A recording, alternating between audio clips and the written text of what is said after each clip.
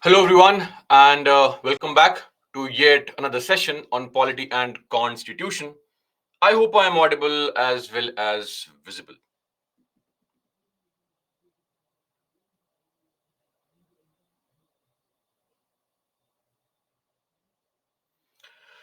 Great, audible and visible. Let's wait for others to join, and then we'll begin our discussion for the day.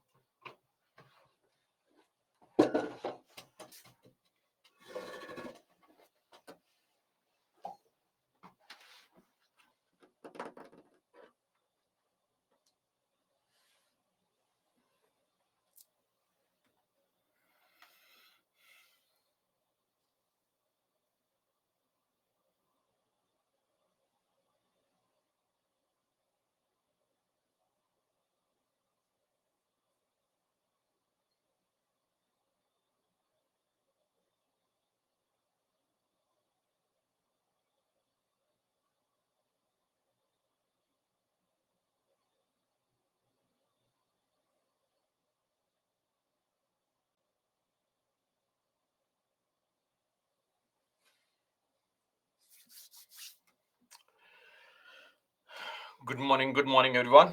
Okay, so others can keep on joining. In the meantime, we'll discuss or do a quick recap of what was taught yesterday.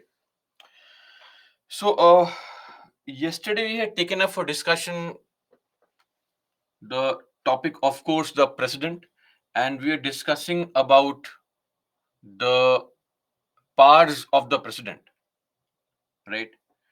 Primarily explaining Article 72, various clemency powers, including the Shatrughan Chauhan case, right, of 2014. Then we also discussed the concept of capital punishment. Some of you are very upset and angry that what can be an alternative? Kill everybody, right? Which is also a serious concern because you are expected to be more benevolent, right, as a civil servant. Anyway, then we also saw legislative powers, the sessions in the House, who can summon a session, who can prorogue a session, all such things. Then mandatory conduct president's speech, Article 87, on two occasions. Beyond that, we also saw ordinances. This is Article 123, ordinance issues. Ordinance, the problems, concerns, the DC Vadva judgment, the Krishna Kumar Singh judgment, all such things. And finally, the veto power, the four veto powers that we have all over the globe, but three of them in India. Absolute veto, where the president refuses to sign the bill. Refuses, says, I will not sign the bill. Second is suspensive veto, when he sends back the bill. And third is what is called pocket veto, when he neither refuses to sign nor signs, takes no action on the bill, right? And towards the end, we also discussed what exactly was the discretionary power or so called real powers of the Indian president. Okay, so that's it with respect to our president, and we are done with the chapter president. I hope you have revised the notes properly. You have read the relevant chapter from Lakshmikant if you have wanted to. That's not a mandate, but if you want, you can read that chapter. Then you must have finished chapter 3 now for political theory. And of course, all the articles that I had mentioned as important. The point was that you should read the articles on your own from the Constitution. That also must have been done, I suppose. Great. And that's it. Apart from it, monthly current affairs magazine reading must be going on, is what my belief is. So, beyond this, once we are done, let's move on to discussing the topics for the day. The topics at hand today: the Vice President of India, a very small topic, then the Council of Ministers headed by the Prime Minister and the related issues, and then cabinet committees, and if time permits, Attorney General of India. These topics will be covered largely today. Okay. And our usual standard practice, let's begin our day with some practice questions. First 5 questions, starting with question number 1. I'll give you 45 seconds to solve these questions. Please mark the answer accordingly.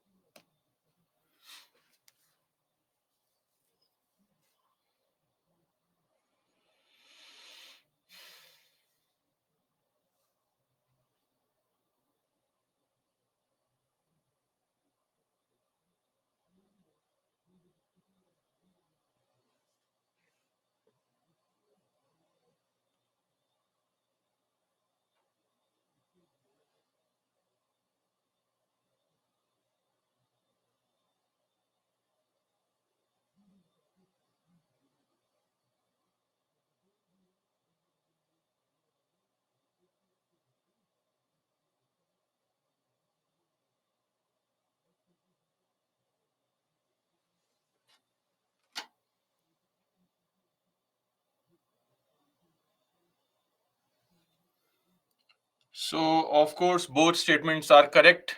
At the commencement of the first session after each general election to the Lok Sabha, the President addresses both the houses assembled together. This is Article 87.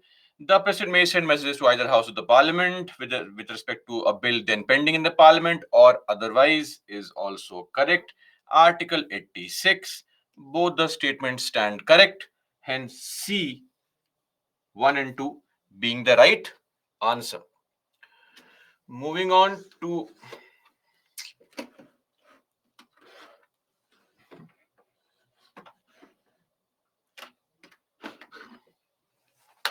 the second question.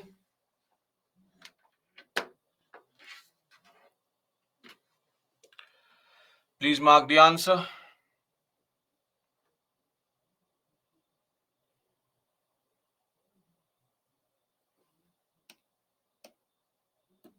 "45 seconds time.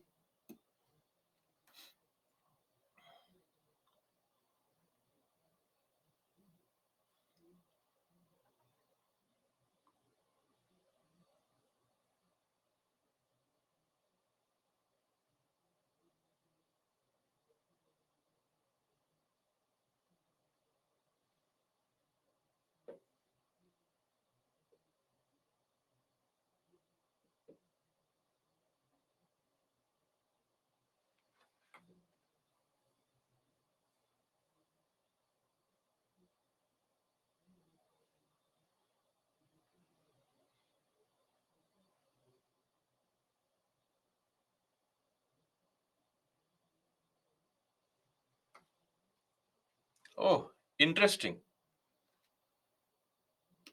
Every ordinance promulgated by the President must be tabled within 6 months or 6 weeks. 6 weeks, right? Not 6 months. So 1 is wrong. The power to promulgate ordinances is the discretionary power. Really? It's on the advice of Prime Minister. Yes or no? The last page had the list of discretionary powers, which does not mention ordinances. No ordinance was promulgated under the Prime Ministership of Pandit Nehru. Is also wrong. Remember, I had given data that from 1950 to 1962, 66 ordinances were promulgated. I had also cracked a joke around it that, whenever any leader says, don't worry, you should start worrying, you're laughing at the joke, but you forgot the point. The point was not the joke, the point was the fact I was trying to give you. But anyway, all 3 statements are wrong, and D, none, is the answer. Somebody said, not aware of Nehru. Not aware of Nehru as a person or this fact? That's also doubtful. But anyway, so no statement was correct. D being the answer. Now I hope you remember that this fact was also something told to you in the class only, in the notes itself. Right? Okay. Moving on to the third question.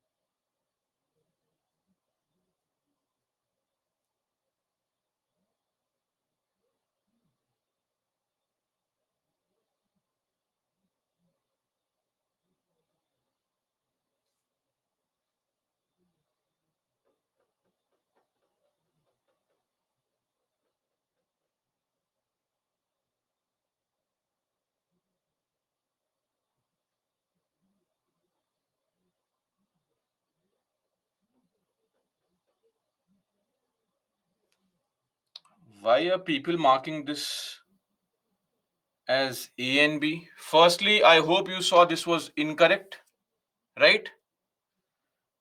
Let's see now. The oath to the Indian president is administered by the vice president or CJI. CJI, right? Chief Justice of India. One is wrong.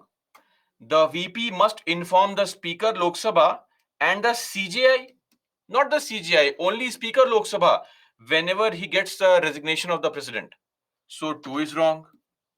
The salary of president is charged on contingency fund or the consolidated fund.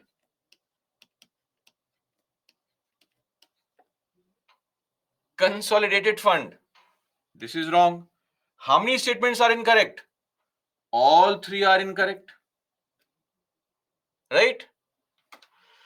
So all 3 statements are wrong. C being the right answer. Moving on to the fourth question.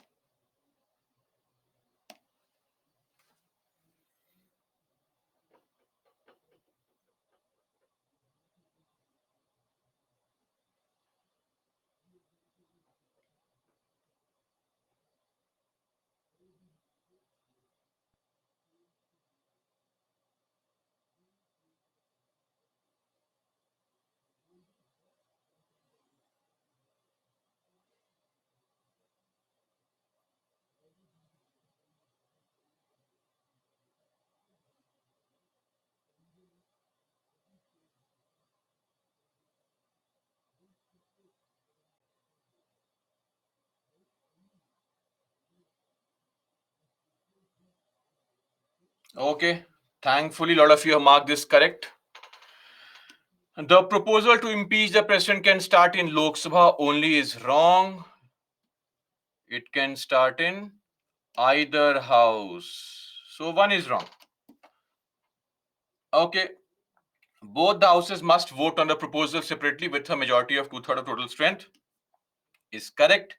And no president has ever been impeached so far is correct. Only 2 statements are correct is the right answer. Last question for the day.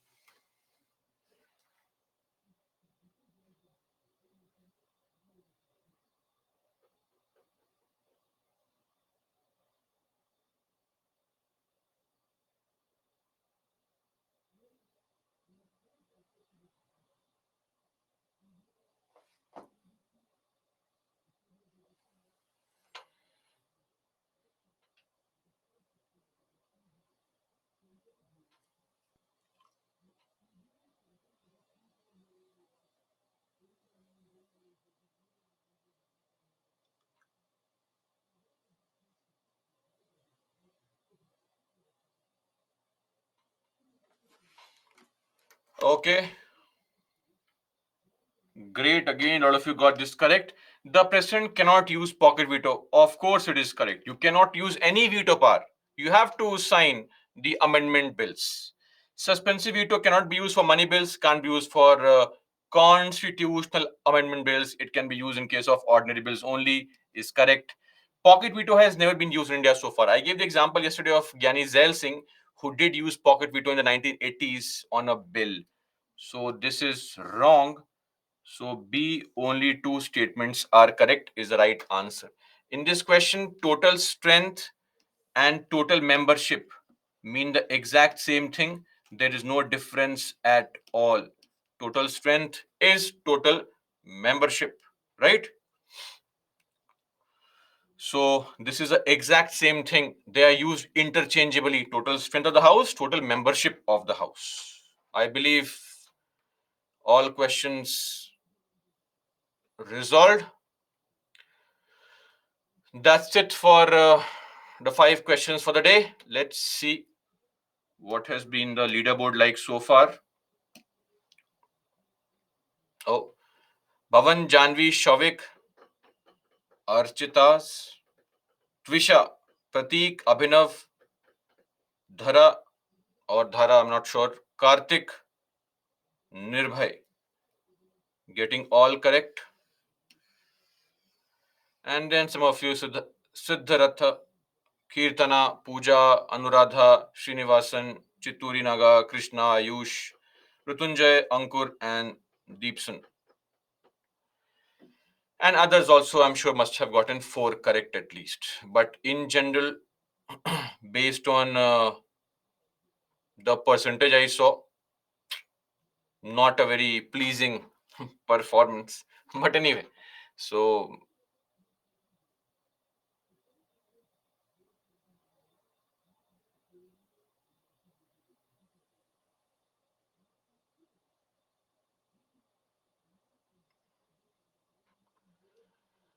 okay, so that's it. Let's move on now and let's discuss the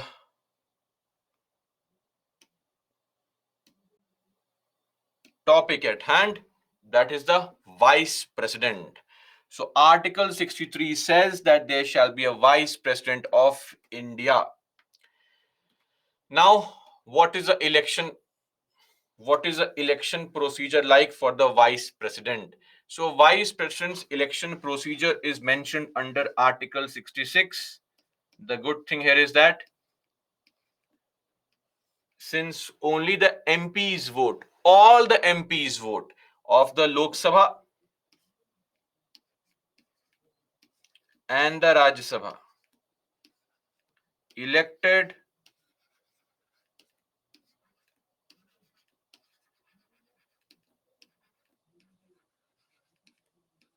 nominated, all MPs vote.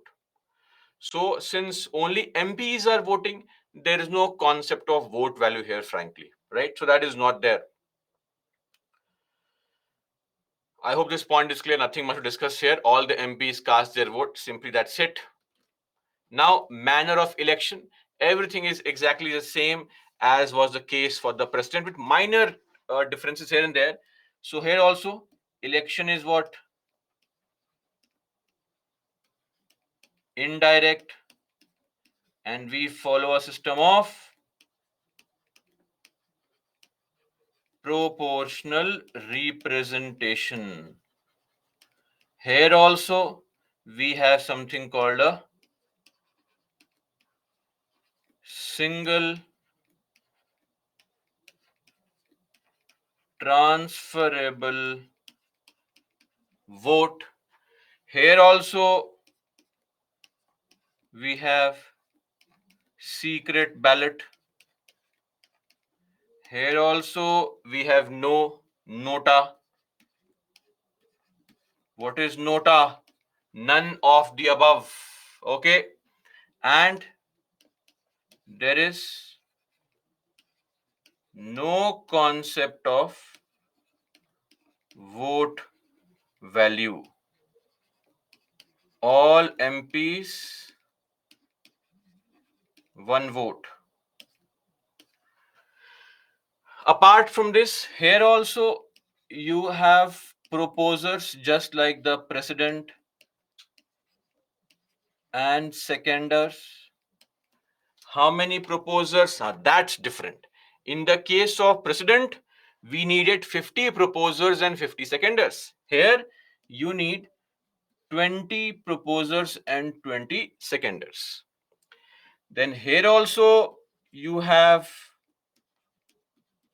security deposit which has to be submitted with the RBI. Then Article 71 is applicable for this situation also. What is Article 71? Election disputes, they are resolved by Supreme Court. Who can approach? Either the candidate or the electors. In case of the president, how many electors can approach? At least 20. Here, at least 10. And who are the electors? Voters. MPs are the electors. I hope all these points are mentioned here, which are very clear. Okay.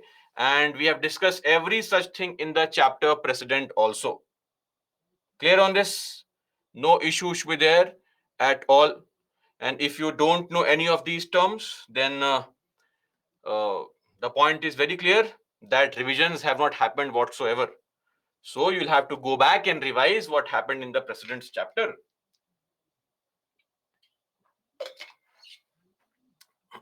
That is your first task for the day. Anyway, now coming to the, of course, elections to the VP happened last year only, right? The 16th vice president election took place last year when Mr. Venkaiah Naidu's term was supposed to come to an end, and Jagdeep Dhankar became the new vice president of the country. Qualification, exact same qualification with a small difference. You have to be a citizen of India, same as president. You have to have minimum age of 35 years, same as president. You should not hold any office of profit, same as president, right? We'll discuss office of profit under the chapter of parliament. I had explained earlier also, and I had said that office of profit basically refers to any office where the office holder is getting some benefit from the government. Like, for example, either the appointment is done by the president, or the removal is done by the president, or the person performs the tasks which are the government's functions, or the government has control over the functioning, or the government pays salary, right? So all these things, office of profit. And lastly, any person who wants to become a VP should be eligible, should be eligible, should be qualified to be elected as a member of Rajya Sabha. For the president, it's Lok Sabha. For the vice president, it's Rajya Sabha. Though in reality, the condition is exactly the same. Meaning, name in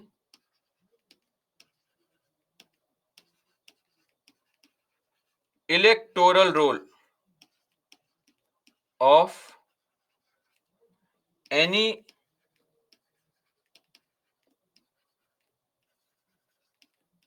parliamentary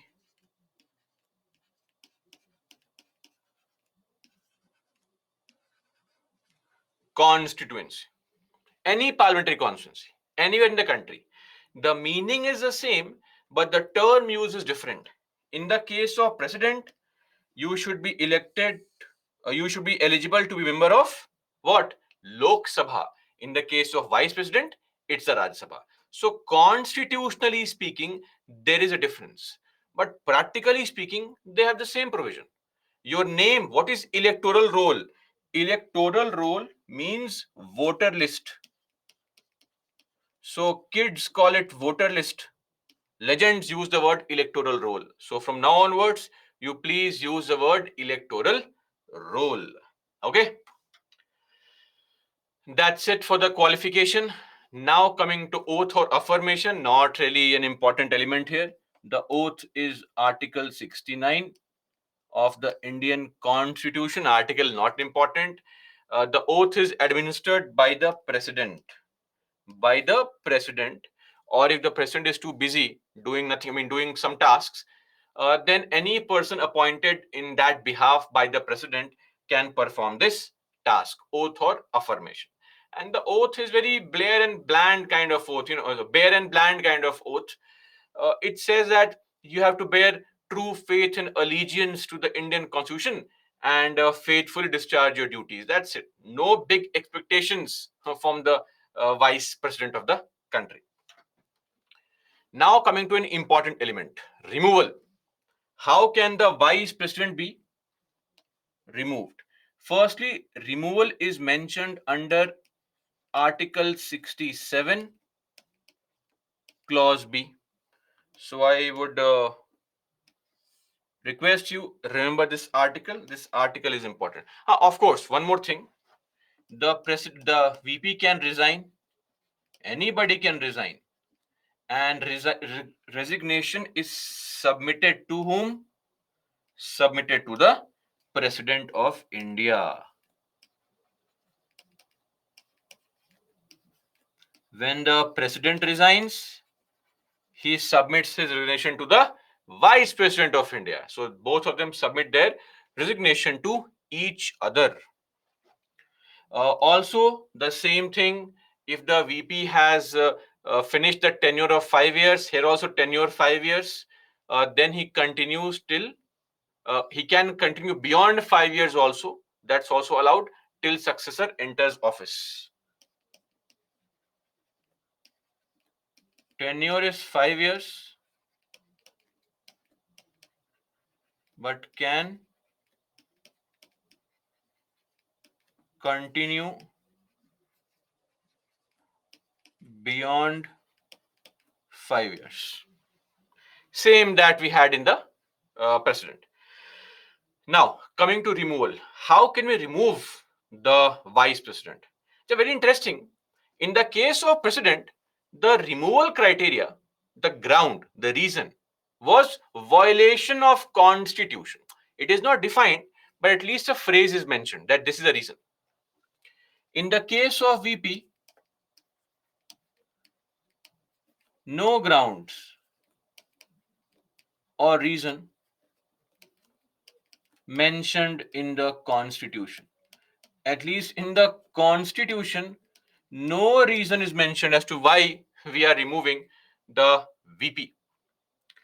Second thing, this resolution, this proposal, resolution is a proposal.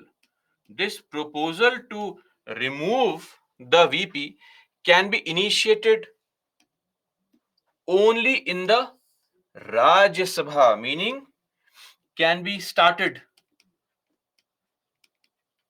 can be moved only in the Rajya Sabha. Lok Sabha cannot start this procedure. It can start only in the Rajya Sabha. And 14 days notice to VP, of course, must be provided. We have to inform him that, sir, sorry, we are going to remove you. Please pack your bags. Then voting takes place in the Rajya Sabha. It should be passed by what we know as effective majority. What is effective majority? It basically refers to more than 50% of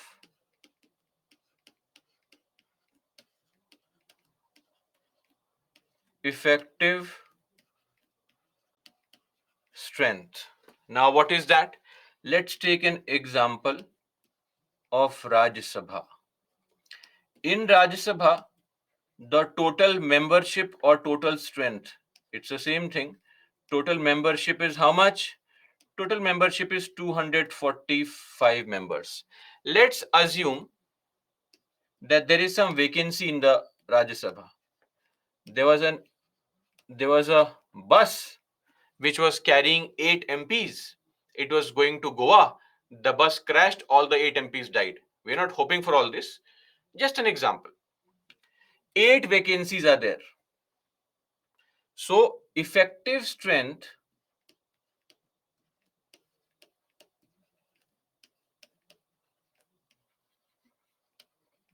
would mean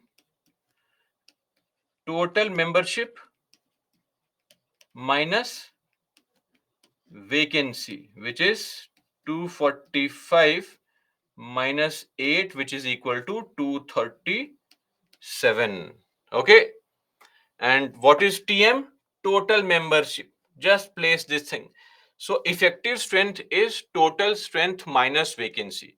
Calculate more than 50%.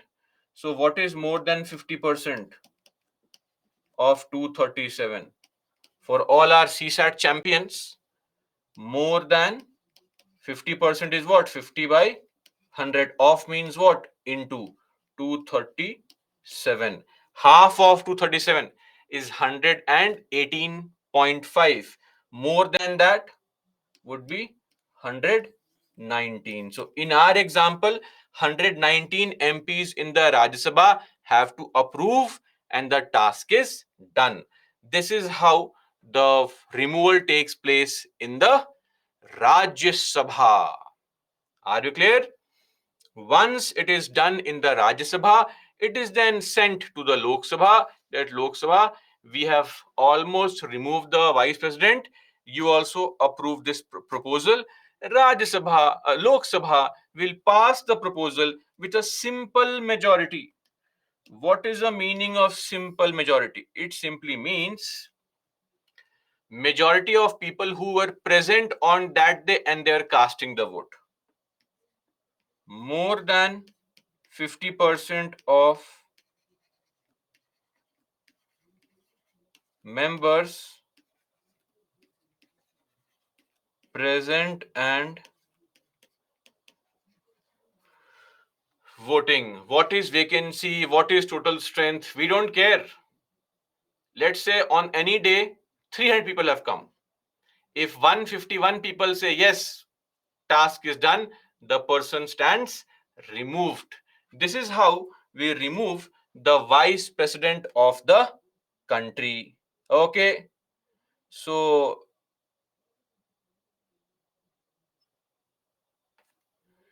see, this TM is mentioned here, right? TM is 245. TM. Okay. So this is with respect to the removal, Article 67B, right? Please remember this. It is important. There are only a limited number of questions that can be asked from VP. Removal is one such topic. Okay. It has also been asked earlier, can always be asked again. Solve this question. Came in prelims 2004, long time ago. I'll give only 30 seconds, not more than that. You please mark this answer.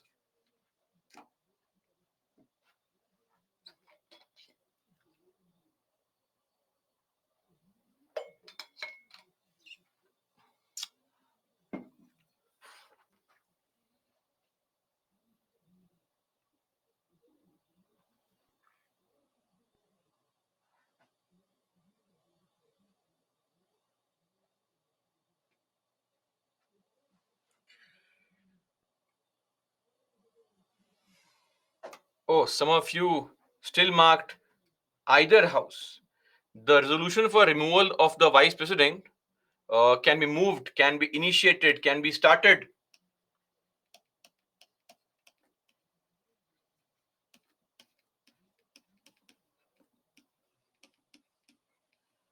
In which house? D. Rajya Sabha alone. Now, powers and functions of the vice president. Frankly, VP has no power. Why should I create this kind of suspense that, oh, there is some kind of power? VP has only one power, and that power is that because VP, as per Article 64 or even Article 89, both articles say the same thing, that whoever becomes the Vice President of India by virtue of, ex officio means by virtue of. So please hear me out. By virtue of being the Vice President of the country, he or she automatically becomes the Chairman of Rajya Sabha. Automatic. Whoever becomes a VP, he said from now onwards, you are the Chairman of Rajya Sabha. This is what is Article 64. The same content is mentioned under Article 89 also. That's it. That's the only power that VP has. Otherwise, yes, you can say that, he acts as a president, but for maximum how many months? Only 6 months. When a vacancy occurs in the office due to resignation, removal, death, etc., he acts as a president. We have already seen this under Article 65. The only time the VP celebrates if something happens to president, it's party time for VP, because the VP knows he or she can become the acting president for 6 months. Okay, that's it. And with this, we come to an end of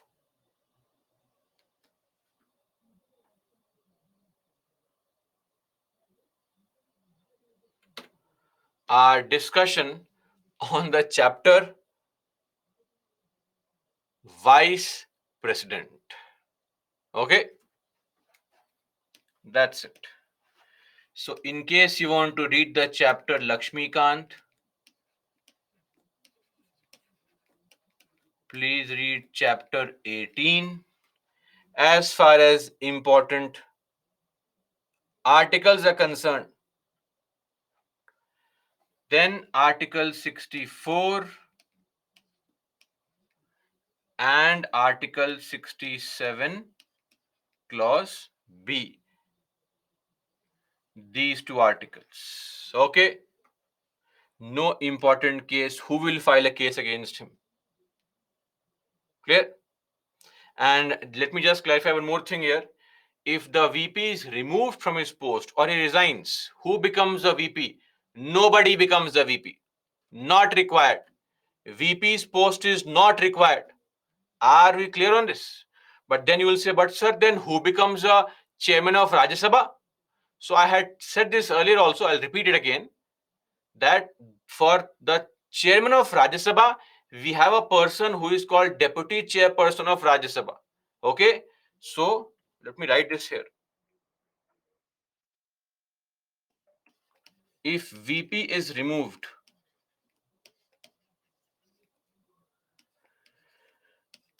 chairperson of RS. RS stands for Rajya Sabha. LS stands for Lok Sabha. Lok Sabha, Rajya Sabha. Rajya Sabha, Lok Sabha. Do this. Now, CP of the Rajya Sabha is the deputy chairperson. And for some of our people who say, what is this CP?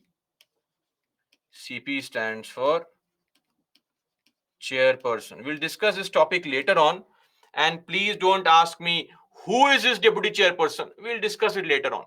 Right? Deputy chairpersons are members of the house only who are elected from amongst all the members of Rajya Sabha.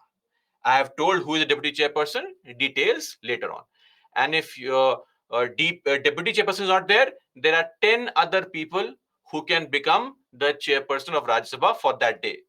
If those 10 are not there, then what the hell is happening? Where are these people? As of now, no alternative. That's it. Clear?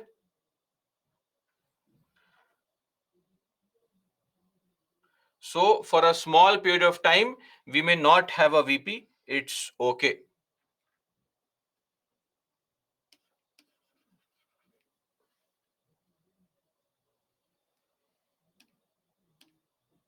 Done. We have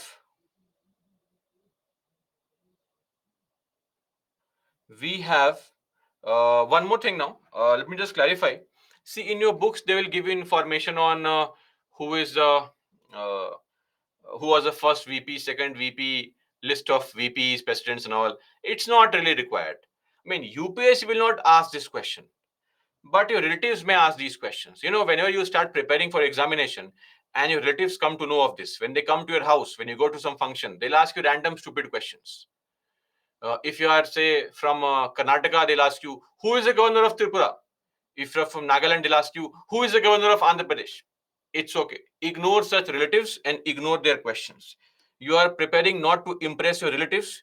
You are preparing to clear the UPSC examination. So prepare based on UPSC standard questions, not these SSC type questions. UPSC will rarely ask any such questions. Clear? Don't worry. Now coming to Council of Ministers.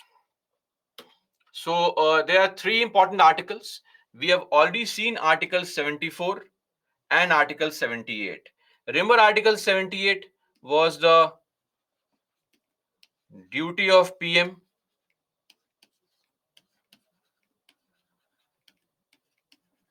to furnish information.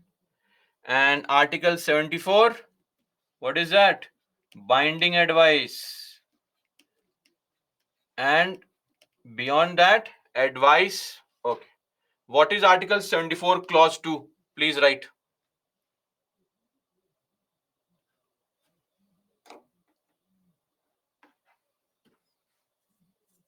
Article 74, Clause 2, without cheating. Don't be shameless and cheat.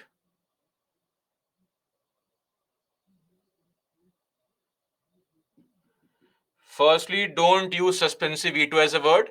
Suspensive veto is used only for what? It is used only for bills. Some of you are right, others not. Advice, let me tell you what is Article 74, Clause 2. 74, Clause 2 says that the advice will not be inquired into in any court of law. Reconsideration is a part of Clause 1 only.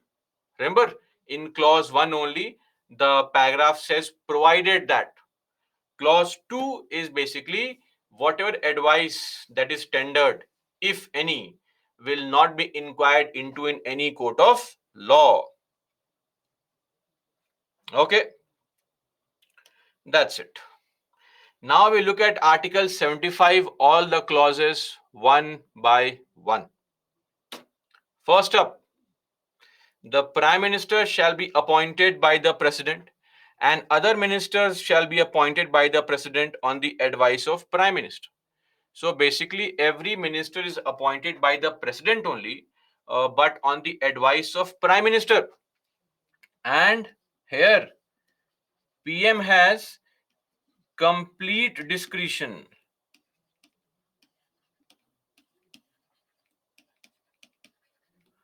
in who to choose. So the PM will say, tell the president that, sir, ma'am, my best friend, make him home minister. My second best friend, make him finance minister. Third best friend, make him defense minister. I mean, that can also be done. But of course, in our country, ministers are appointed on the basis of expertise, how good an expert they are in some ministry. I mean, that could be a reason, right? Possible. Anyway, so this is point one. So one more thing. If a single minister resigns, what happens? Nothing happens. 10, 20 MPs are waiting, telling the PM, sir, please make me the minister. But if the PM only resigns, entire council has to resign. Think of this. You with your father, mother have gone to a party, right? And your father is very angry there and he leaves the party. You should also leave the party. Don't sit there and start eating food there. Okay, let me eat two more chapatis, two more leg pieces, two more paneer pasandas. Please leave from there. Same thing. If your boss who recommended your name is resigning, you also better resign. Have some shame. So, if PM resigns, entire council of ministers resign. COM stands for Council of Ministers. Okay. Now, Quick, two questions. Number one, the Prime Minister or any minister. Prime Minister is also minister only. They can belong to Lok Sabha or Rajya Sabha. Tell me, can we have PM from Rajya Sabha? Is it possible? Or only Lok Sabha?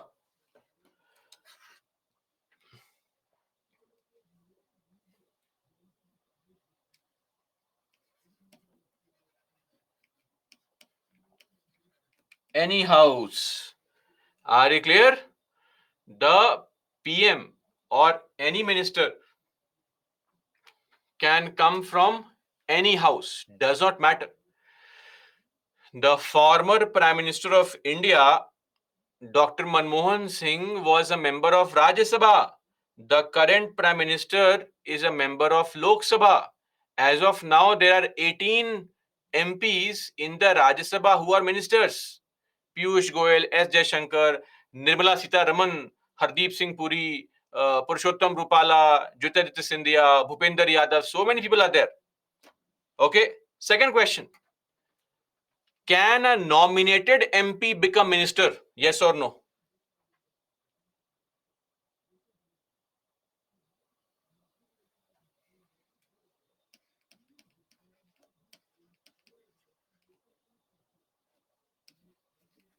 Elected or nominated? Are they clear? Yes. Any person can become minister, elected or nominated.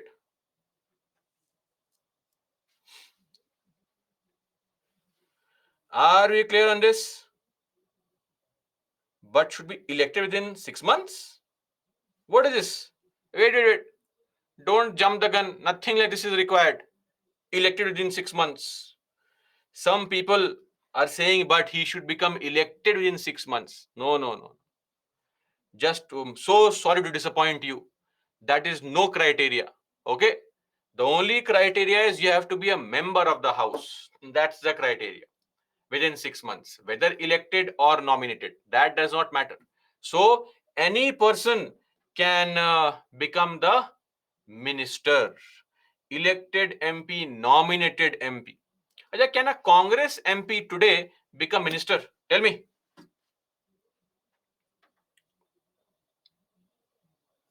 Yes, of course. They can. Will they? Of course not, but they can. The criteria is that you have to be a member of the house. That's it. Okay, basic information done. There have been situations where such things might happen if there is too much of coordination in the parliament. That will never be there. We function on a strict party system, so don't ever expect that some opposition party member becomes a minister. Okay, this is unthinkable, but it can happen. Now, how many ministers can there be in total? Maximum ministers. There are 543 people in the Lok Sabha, 245 in Rajya Sabha. That makes it 788. Now we can't have 788 ministers. Of course, too much of salary. So basically, there is a limit to how many ministers we can have. The maximum limit of Council of Ministers, which includes Prime Minister, is 15% of total membership of Lok Sabha. This limit is calculated on the basis of Lok Sabha strength. That's it. It does not mean that they are members of Lok Sabha only. Am I clear on this? The limit is calculated on the basis of what? The limit is calculated on the basis of Lok Sabha strength. The ministers can be a member of Lok Sabha or Rajya Sabha. All ministers, either from Lok Sabha or Rajya Sabha, they collectively form Council of Ministers, and that strength cannot cross 15%. It can't be more than 15%. Are you clear? So look at this line here. The total number of ministers, including the Prime Minister, in the Council of Ministers shall not exceed 15% of the total number of members of the House of People. So, what is that? This will be 15% of 543, which is what? 15 by 100 into 543. So 15 by 100 into 543 would be 4581. 81.45. We can't have more than that, right? So 81 ministers is the maximum strength, not 82. If you make it 82 ministers, let's say we have 82 ministers, then the total number of ministers will cross 15%. It becomes 15.10 something percent. So 81. Clear? This is the strength. Now, this particular modification was made through amending the Parliament Constitution. This was the amendment, 91st Amendment Act 2003. The total number of ministers, this clause was added, which is Article 75 1A, 91st Amendment Act 2003. I don't think any further explanation is required here. Very simple. I'll repeat the line again. How many ministers can we have in total? In total, ignore all this. All this is not required. I am just doing calculations so that you can further understand it, not to complicate matters. Just understand that the maximum number of ministers that you can have in the Lok Sabha, in the country, at the central level, at the state level also, that limit is 15% of total strength of the Lok Sabha. Clear? That's it. Done. Solve this question. A very, very difficult question. I mean, what can we say? The difficulty of the question will amaze you at how difficult can a question be.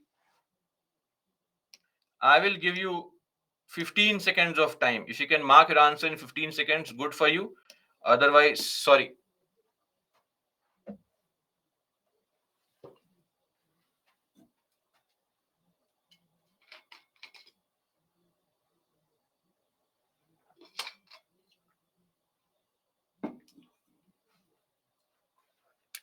Some of our fellow innocent aspirants marked 92nd Amendment Act. But extremely sorry to disappoint you. The right answer is B, 91st Amendment Act 2003. This is the right answer. Okay. Now, next is Article 75 Clause 2. Article 75 Clause 2 says the ministers shall hold office during the pleasure of the president. I think you would remember what is pleasure of the president.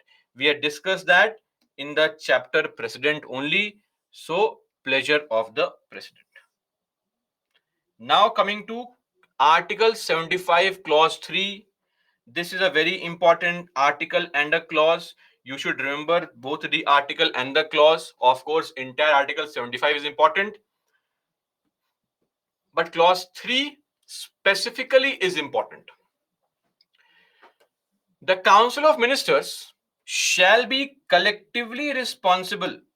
Shall be collectively responsible to which house? To the House of People. What is House of People? House of People is the Lok Sabha. Council of States is the Rajya Sabha. Collectively responsible. Meaning what? Meaning that the ministers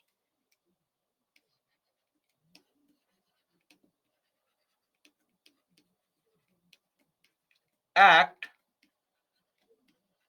as a collective unit. They act as a group, right? Any decision taken by government is binding on all the ministers. Government decisions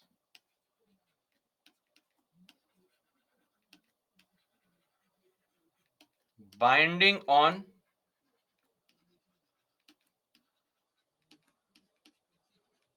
all ministers.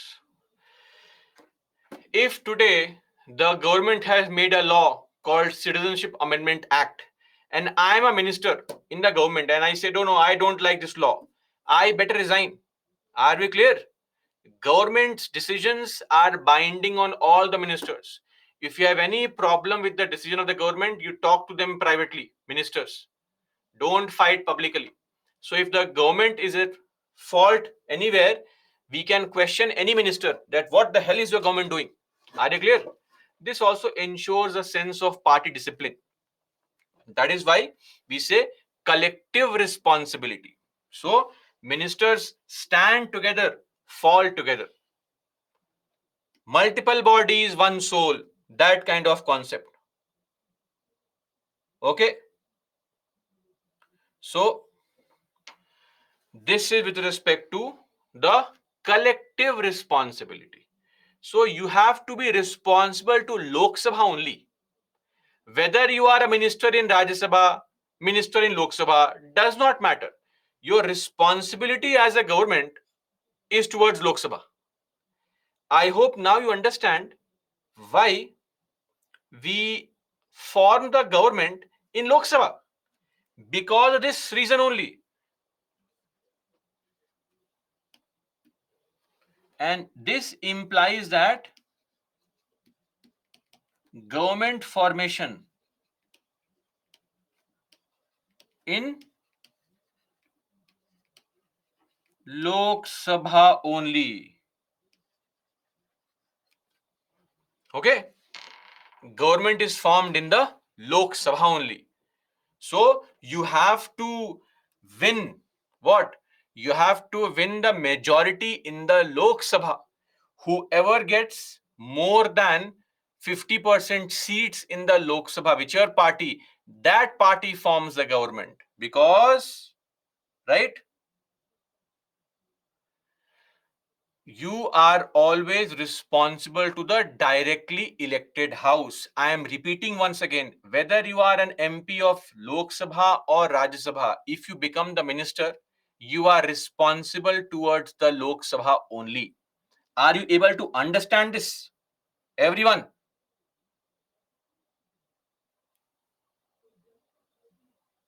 Okay. I hope most of you are. Okay. Repeat again 30 times. Okay. Once more.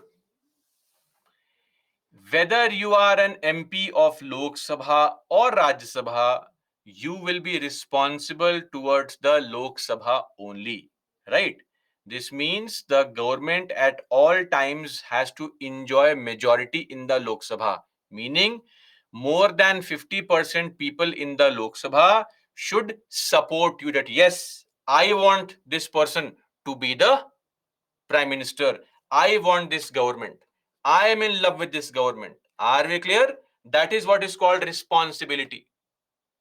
This means at every point of time, you should command majority in the Lok Sabha.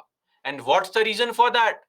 The reason is that Lok Sabha is the directly elected house. That is why the majority in Lok Sabha is required, not in Rajya Sabha. Clear? Okay. This actually brings us to a very important element also. A very important element in parliamentary democracy is this.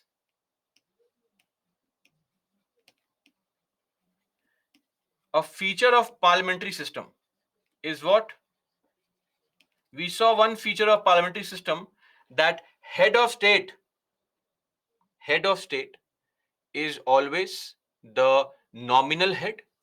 Head of government is the real head, right? So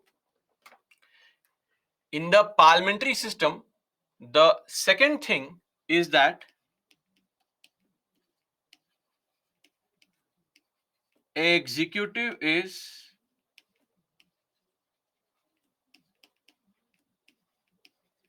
accountable to the legislature. Executive is accountable to legislature. You have to always enjoy majority in the house. That is one more element of parliamentary system, right? Okay, so that is it.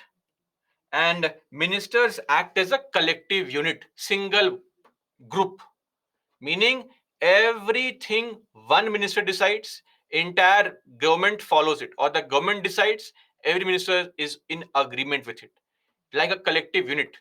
Like you are an individual, your siblings are individuals, but as a family you are a collective unit. Yes or no? Maybe if you are a normal family. From dysfunctional family, I'm not sure, but for normal families we are a collective unit. So when you go out, you are a collective unit. Despite fighting going on in the house every day, we pretend that we are a collective unit. The same thing happens here also. Okay. Now moving on to Article 75, Clause 4. Clause 4, a very interesting and unique article, which talks about oath. So whenever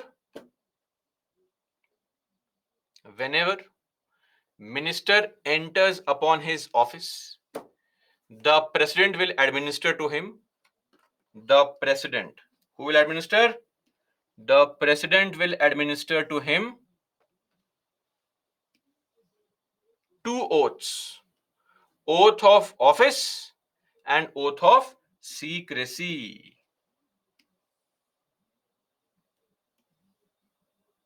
What is this oath of office and oath of secrecy? Where is it mentioned? It is mentioned in the third schedule. So far, we have seen two schedules: Schedule 7 and Schedule 2. Now the time has come for third schedule. In the third schedule, oath is mentioned. Some oath has to be taken. Promise, like you give all the false promises to people. False promise that I will always be with you, I will never leave you. Remember that kind of promise that you have given? Or maybe somebody did give to you and they left you. I'm not sure about what is happening in your life, right? So I don't want to touch some nerve there. Or the false promise you give that, Mummy, Papa, don't worry, this time I'm studying properly. So all this. Now, oath of office. What is this oath? Don't mug up the oath. Are we clear? Don't ask me, sir, do we need to mug up the oath? Not possible also and not required also. What is this oath of office? IAB, meaning my name. Not my name. Whoever reads the oath, their name. Do swear in the name of God or solemnly affirm that I will bear true faith and allegiance to the Constitution of India as by law established, that I will uphold the sovereignty and integrity of India. This phrase was not there originally. This was added via the 16th Amendment Act 1963. That I will faithfully and conscientiously discharge my duties as a minister for the Union, and that I will do right to all manner of people in accordance with the Constitution and the law. And look at this: without fear or favor, affection or ill will. So every minister takes an oath that they will not, show any fear or favor towards anyone. Good joke, but anyway, no, let's be serious. It's not a joke. They always do it. I mean, they perform their tasks without any fear or favor, affection or ill will. Okay, that's it. This is oath of office. Second is oath of secrecy. So when you become a minister, You will come to know of lot of sensitive information. You are privy to lot of sensitive information in the country. Maybe you will come to know who has a nuclear button, where are the missiles kept, all these things. Can we rely on you that you will keep the information to yourself only? Remember, in our group, we have one friend. If you give them some information, that information is transmitted to the entire public. He's like the all India radio for the group, right? So we should not be that person. If you are only that person, when you become an IAS officer and all, please don't do all this. You have to keep things a secret. Now, oath of secrecy reads, I, AB, do swear in the name of God, solemnly affirm that I will not directly or indirectly communicate or reveal to any person or persons any matter which shall be brought under my consideration or shall become known to me as a minister. Okay? Except if it is required for due discharge of my duties, I will give the information. Otherwise, I will not give any kind of information to other people. Okay? Because if you go out, you become the minister for defense, and you come to know where the nuclear weapons are. You go out and tell people, I have come to know where the nuclear weapons are. They are located there. The very next day, half of the country will go there, start making videos. Guys, at the back, missiles are there. Please like my video, subscribe to my channel. I'll show you more content like this. So this may happen. You know how we are. So to avoid all this, please keep things a secret. Now the problem here is oath of office. What happens if you don't follow this vachan, this promise? What happens? Nothing happens. It's just a moral obligation. If you don't follow this, then God will punish you. We know how afraid our politicians are of gods. Oath of secrecy, however, is actually important because it has a legal connotation, right? Like oath of office is a moral obligation. Oath of secrecy is a legal obligation. Why? Because if you reveal things which are secret, then there is a law called Official Secrets Act of 1923, under which you can be punished with jail also. 3 to 14 years of jail can be there for revealing secret information. Okay, this is a law to prevent to ensure national security, right? To prevent any kind of espionage issues, spying issues. So this is there. So the oath of ministers is mentioned under which schedule? Third schedule. So this is schedule 3, under which you have oath of following people mentioned. Okay.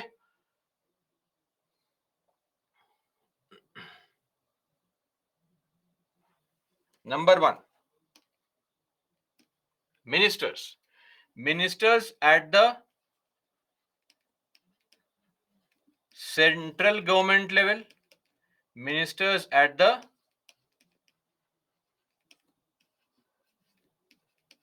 state government level. Candidates, whoever wants to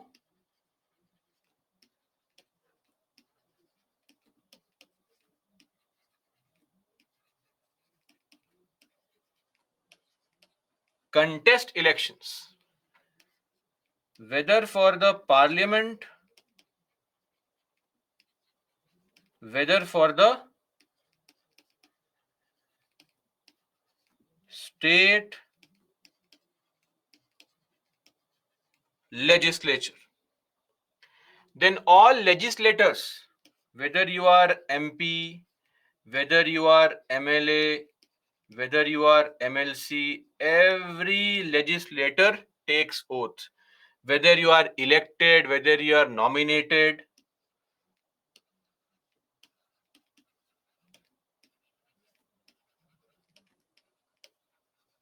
Then judges of the Supreme Court and the High Courts. And lastly, the CAG, Comptroller and Auditor General. So the oath of these people is mentioned in Schedule 3. Done? Look at this photograph from the Constitution. Oath of office for Minister for Union, oath of secrecy for Minister for Union, so on and so forth. Then Article 75. Article 75, the Nayak article. Have you seen this movie Nayak? Of course, at least in the northern part of the country, every person who has a television, they should have seen three movies: Nayak, Suryavansham, and Bagban.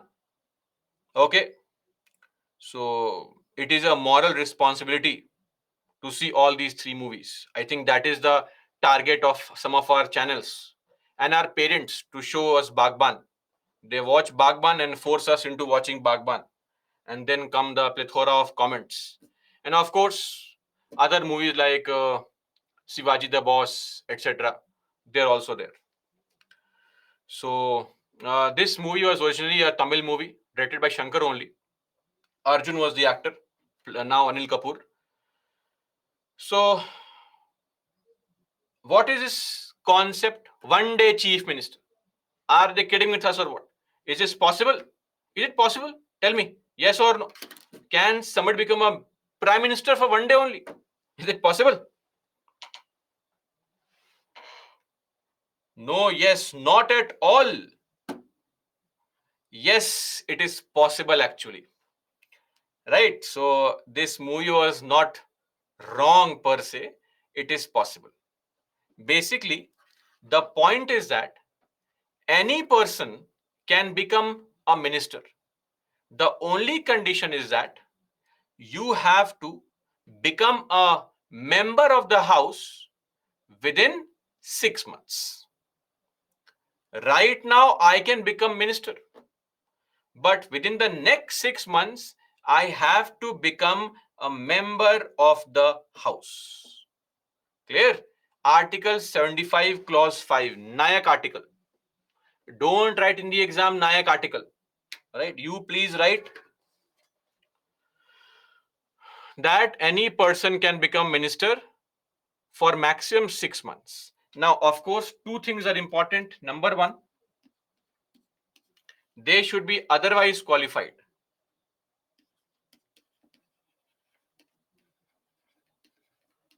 Available to those who are qualified to become MP. For example, a small 15-year-old kid, 15-year-old kid. Now, he cannot become a minister, because even if he becomes a minister, after 6 months also, he is not eligible to be a member of any house. Number one. Number two, this can't be used for reappointments.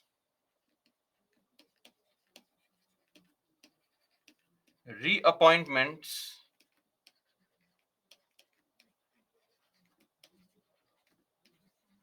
not allowed.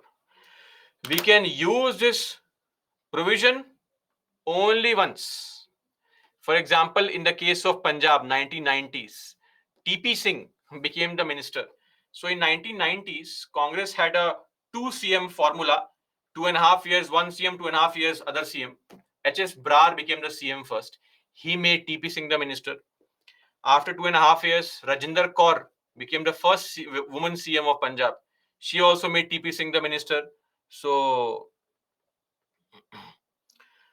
they also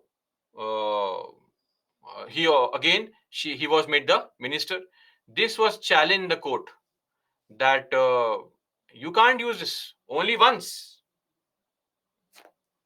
So this is where the reappointment factor comes into picture.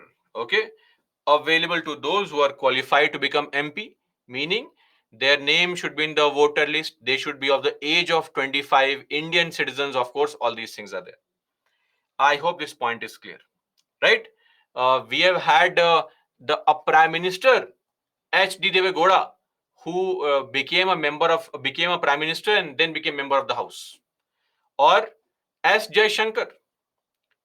When the elections took place in 2019, on 30th of May, S. Jaishankar was made the what? External Affairs Minister. He was not a member of any house, but after around a month, on the 5th of July, he was made the member of Rajya Sabha. So you can become a minister without being a member of any house. But always remember that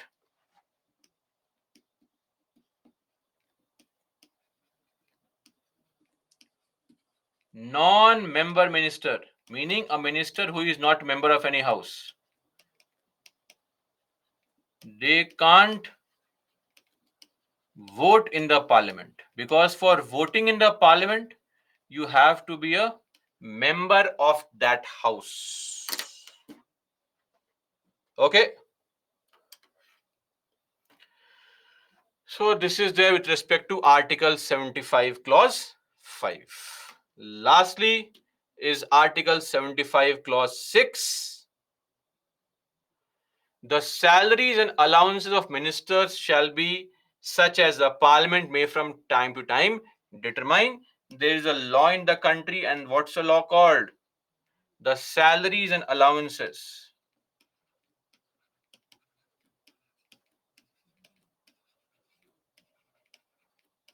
Allowances of Ministers Act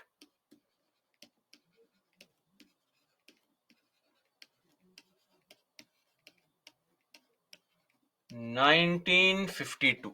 This is a law. So ministers get a salary of 1 lakh rupees per month. Apart from it, they also get some constituency allowance of 70,000 rupees. Then they also get an office expense allowance of 60,000 rupees. Then every day, the PM gets 3,000 rupees, sumptuary allowance. Cabinet ministers get 2,000 rupees per day, etc. of sumptuary allowance. Right? Sumptuary allowance means what? Hospitality allowance to entertain visitors. Now, think of you as when you are coming to become an IAS officer, and you become an IAS officer, lot of important people will come and meet you, right? For the PM, lot of important people come and meet the Prime Minister. He will not serve them Parle-G biscuits. He needs to serve them high quality biscuits, right? Chocolate coated biscuits. So for that, money is required. That is why. Okay. Entertaining the visitors who come, food, tea, coffee, right? That's it. Somebody says, sir, please explain TADA TADHR is of no concern to you. Traveling allowance, dearness allowance, house. See, these allowances, well, you have not even studied one topic and you want to know what money you will get as an IAS officer. Good going, very good. That's the spirit. Okay.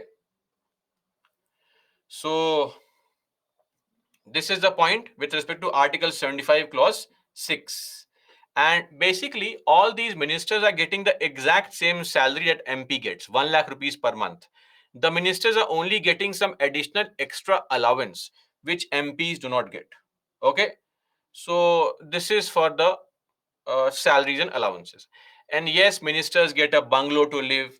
They get mobile bill, free mobile expenses, electricity bill is free, traveling allowance is there, they can travel outside the country. Just to give you an estimate, in the budget 2022, last year, 1711 crore rupees was sidelined to be spent on the ministers at the central level. How much crore? 1711 crore rupees. Okay. Salary, traveling, etc. Largely it is about traveling only. Okay. So only we pay taxes. Acha, one more thing. Please don't fall prey to WhatsApp forwards. Even the President of India has to pay a tax. Are we clear? Even the President of India has to pay tax. Everybody pays tax. Tax is paid on the income. It's all income. Okay? What is the salary of IAS officer? Oh, uh, around 69 to 65 to 70,000 rupees roughly. After probation, during probation, it will be around 35-40,000 rupees. Okay? Roughly 70,000 rupees you'll get in hand cash, and then other allowances of rent free bungalow, staff, cook, gardener, carpenter, all these things are there. And of course, there is no limit to earning money based on your skill and talent, right?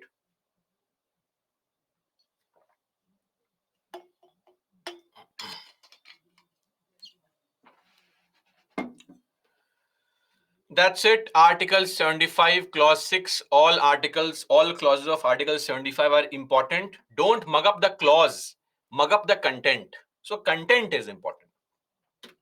Solve this question. Oh, somebody is asking what skill and talent. Ignore that question. That was meant as a sarcasm, but no. Okay. Solve this question. Please mark the answer. 45 seconds.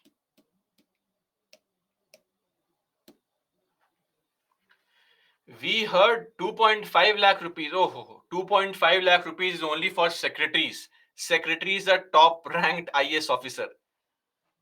But you focus on studying right now. 2.5 lakh is not the salary of starting level of IS officer. I'm so sorry to disappoint you now. I did not want to break people's heart here. Senior IS officers in the respective ministries are called secretaries. They get 2.5 lakh rupees. Last option is A is false, R is true.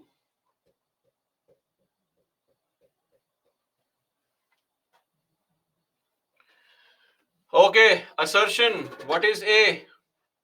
The Council of Ministers in the Union of India is collectively responsible to Lok Sabha only, not the Rajya Sabha. Is A wrong? Both A and R are true. A is not true. Both A and R are true. A is not true. Bhai, A is not true. D is the right answer. The members of both the Lok Sabha and the Rajya Sabha are eligible to be the ministers of the Union government. This is a correct statement. Let's move on. Solve one more question. Okay. Solve this. Please mark the answer. 45 seconds should be sufficient.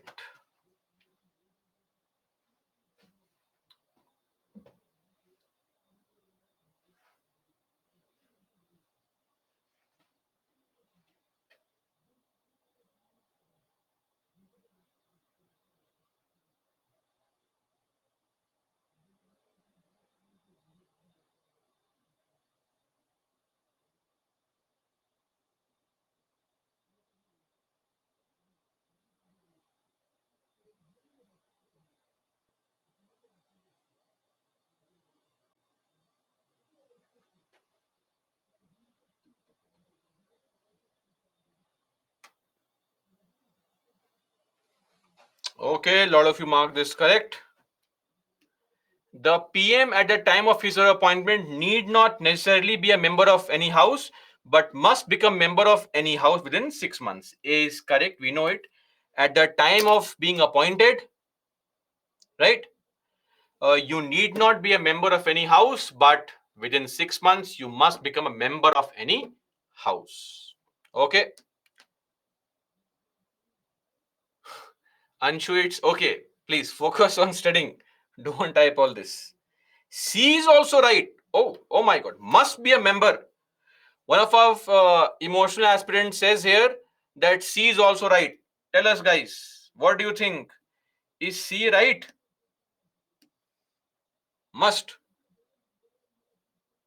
Do you have to be a member of any house? Of course not. Must is wrong. You may be a member, may not be a member. Nayak article. Kishan, sir, a question asked in UPSC, I had asked, somebody told different answer about due process of law. Due process of law. Anyway, due process of law, not right now, but just to tell you, the answer for that question was principles of natural justice. Whatever somebody else says, ignore it. Principle of natural justice is the right answer for that. Okay, we'll come to that later on.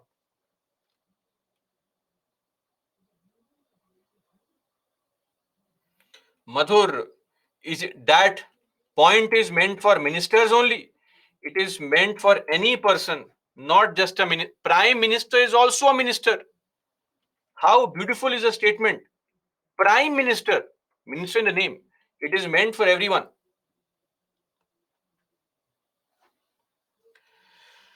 Okay, and lastly, Article 78. I hope I need not make any kind of explanation here because all of you are revising properly. Because in the morning I asked you, did you revise? You all said yes, yes, yes, revised. So I assume you have revised.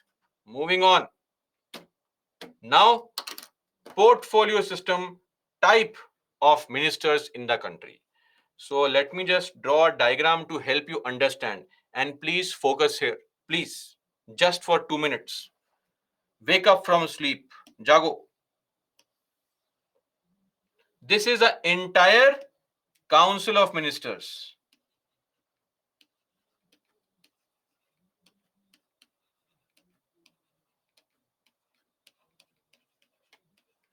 CUM, entire council. In any movie, any series, you see there are some top main characters, some secondary characters, and some completely part-time characters. Okay. Similarly, in the entire Council of Ministers, we have some very important people who hold the most important portfolio in the country. Most important portfolio. These are people who are given the task to manage. What is portfolio? Portfolio means ministry. Okay? Ministry system. Right? So, some people are given the task to manage the most important ministry. They are called cabinet minister. Number two, other ministers are there. They are called Minister of State. Minister of State, independent charge. I'll explain. And third is Minister of State. So all the Council of Ministers are divided into basically three categories. These three categories. First up is a cabinet minister. And let me clarify, this portfolio means ministry.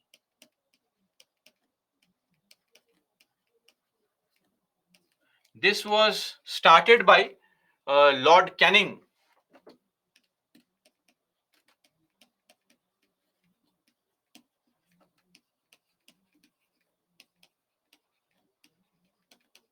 The portfolio system.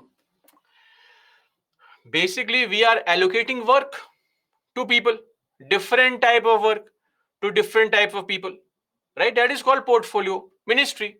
So home ministry is there, finance ministry is there. That is called allocation of work, right?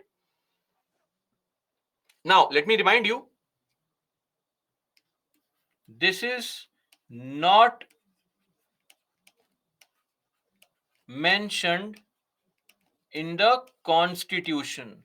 Constitution only uses one word, council of ministers. Clear? It is not mentioned there. So at the top, we have the topmost ministers, the most important people. This is called a cabinet minister. There is no exact definition of it, but generally we say these are people who hold the most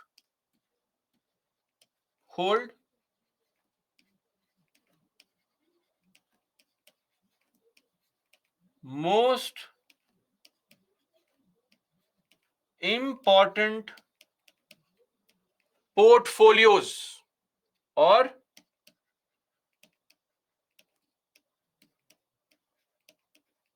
ministries.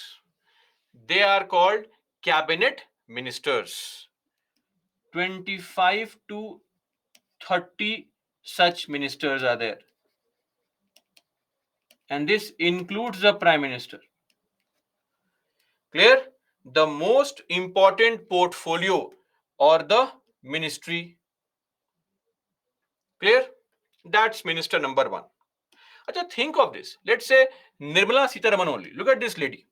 This lady is handling Ministry of Finance.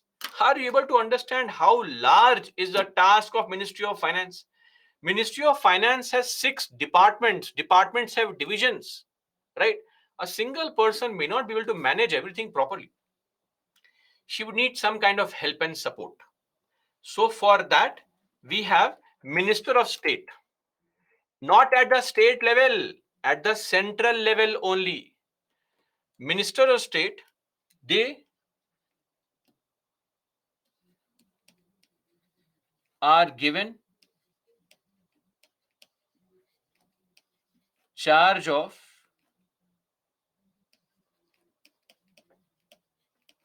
a department under a cabinet ministry, and they help the cabinet minister in performing their tasks. So basically, they are assistant to a cabinet minister. Clear? That's called Minister of State, normally referred to as MOS, Minister of State. So a junior minister in a cabinet ministry is called Minister of State. They are roughly around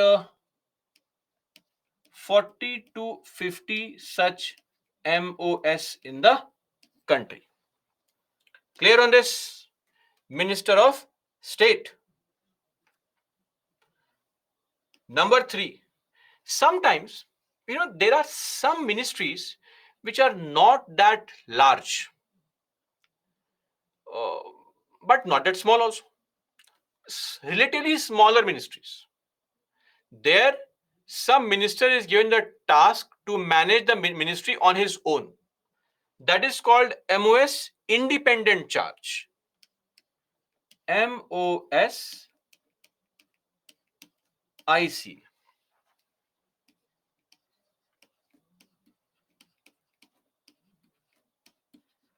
Relatively smaller portfolio managed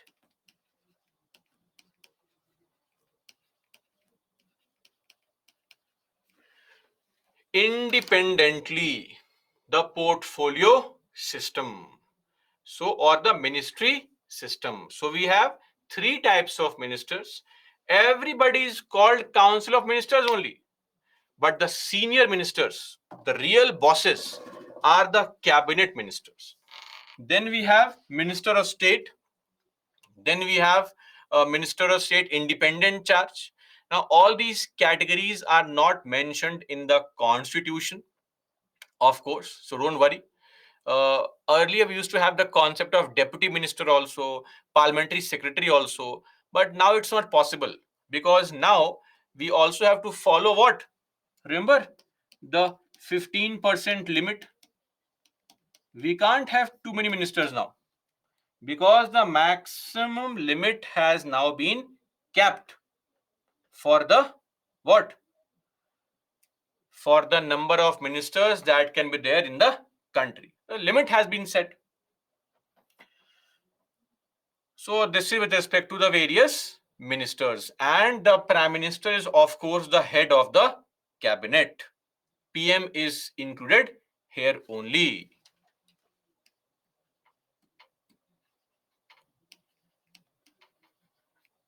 Including prime minister. So again, somebody is saying, Kishan, look at this here. Why are you asking that only MOS? I am saying everybody, this 15% limit is for the entire council of ministers, not for this. Every minister, council of ministers limit is 15%, right? Not cabinet only, not MOS only, not MOS independent charge only, council of ministers. This categorization is not mentioned in the constitution. It is mentioned in Government of India allocation of business rules. Okay. Can IAS officer become minister after resigning? After resigning? Of course. Before resigning? No. Okay. That's it with respect to our types of ministers. Now, see, if you look at this, the ministerial system, the real boss is which group? This group, the senior most people. This is a real boss. Amongst ministries, junior ministers, these people, they are junior. The real boss is the cabinet. Real boss, cabinet. They are the ones who perform every task in the country. Okay. So the cabinet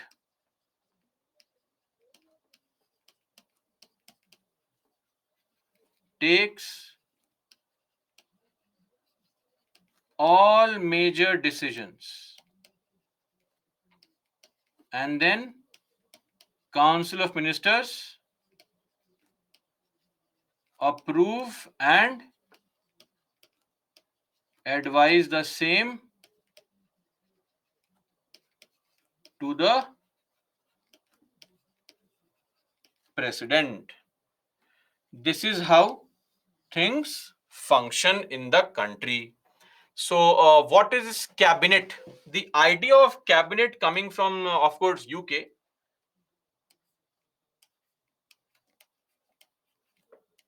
The purpose, the idea is what? Ensuring collective responsibility.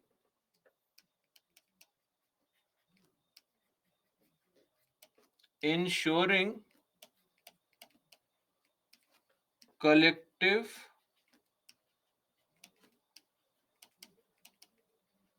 responsibility of the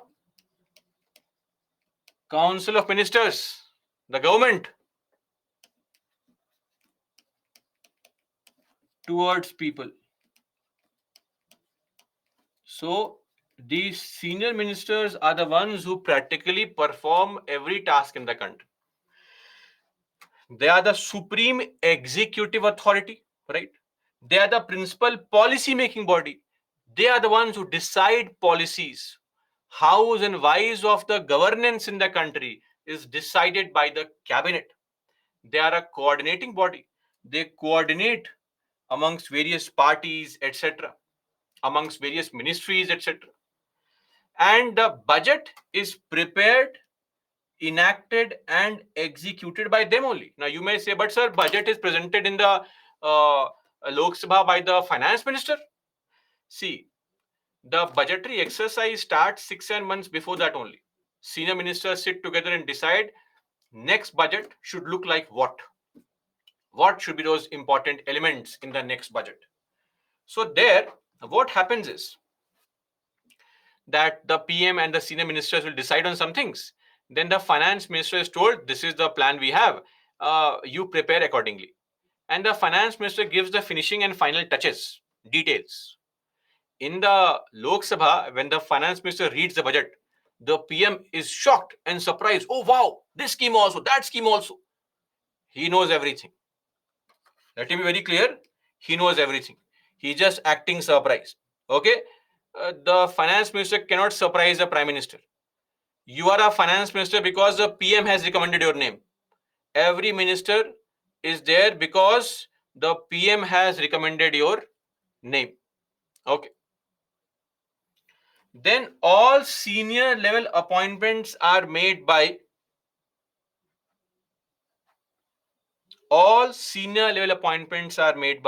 this cabinet only.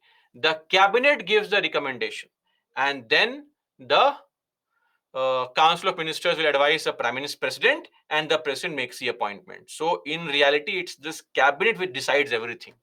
Okay. Then crisis management. If things go wrong, then it is this particular house group of people which decides. In a cricket match, last overs, nothing is working properly, and then suddenly, last 2-3 overs are left. You will find that 2-3 senior people, Rohit Sharma, Virat Kohli, they stand together and are discussing something, and all the new players sitting on the boundaries waiting that what if I'll get to play the next match or not. So these are the senior level people who decide on all these things. Senior level appointments, appointing the governors of states, appointing the CAG, Chief Election Commissioner, not now, but earlier, appointing say secretaries in various ministries, cabinet secretary, LG, administrator, right? All these people, senior level appointments. Then crisis management, and they provide CEO to principal organs of government. Shivani, I'm not really sure what is the purpose of this, but does not suit that decorum. Don't ask these, don't spam by asking personal questions. Please. Once a joke is accepted, but if it happens again and again, it disrupts the faculty also. Please don't do all this. Not nice. Provide CEOs to principal organs of government. CEOs. What is the principal organ of government? Organ of government, not organ of state. Organ of government refers to the ministries. Ministries are the organs of government. LEJ is the organ of state. Ministries are part of executive. Okay. Then they provide CEOs. Who are CEOs? CEOs are ministers only. The top posts. In the ministry, who is the boss? Look at the ministry. This is the ministry. Any ministry. Ministry is headed by which person? Ministry is headed by the boss, who is a minister. Below the minister, you have people like you. Then you have the secretary, then additional secretary, then joint secretary, deputy secretary, and under secretary. Then you have all these assistants who are there. This is the entire group of IAS officers. So you will enter here under secretary, then promotion deputy secretary, then joint, then additional secretary, etc. That is of no concern right now. You focus on the topic at hand. Okay.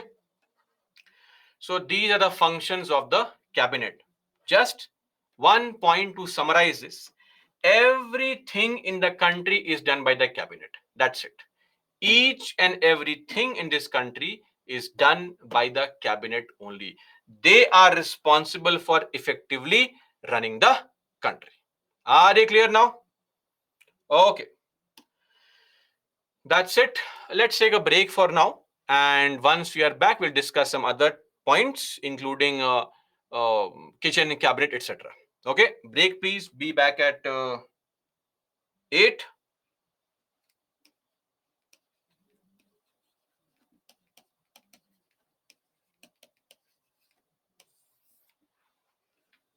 Break please, guys.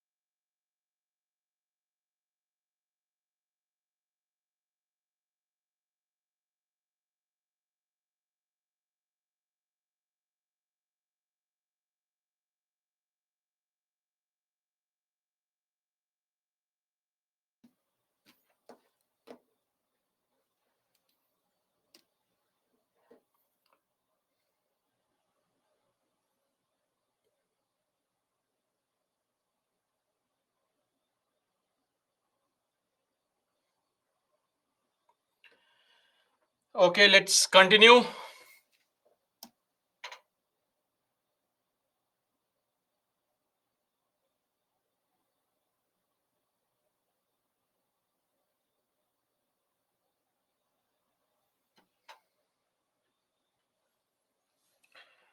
Uh,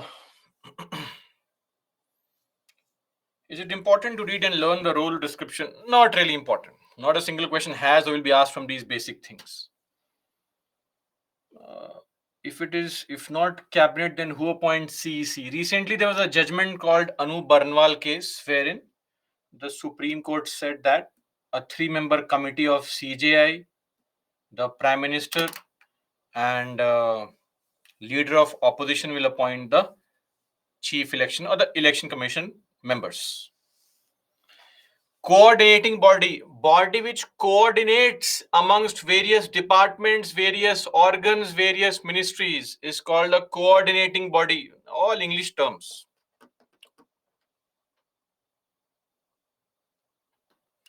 ARM, I have already answered this question. It depends. You may go through it in case you find some useful information. Read it. So, why nominated MP not allowed to vote? See, nominated MP is not allowed to vote because they are chosen by the president only, right? So they are not allowed to vote. Secondly, they are allowed to vote in impeachment because every member is allowed to vote in the impeachment, and hence Puja, reappointment not allowed. What does it mean? Meaning you can get the benefit of becoming a minister without being member of the house only once. It cannot happen every time. After every 5 months, 29 days, you resign, 1 day gap, again become minister. That's not how it is used. Independent charge what? Independent charge of any ministry, a small ministry. Sarath, what is the purpose of Minister of State? The purpose of Minister of State is to do what? Is to help the cabinet minister. Tawfiq, espionage means spying. You can Google search for all these words. Nah? Espionage means spying.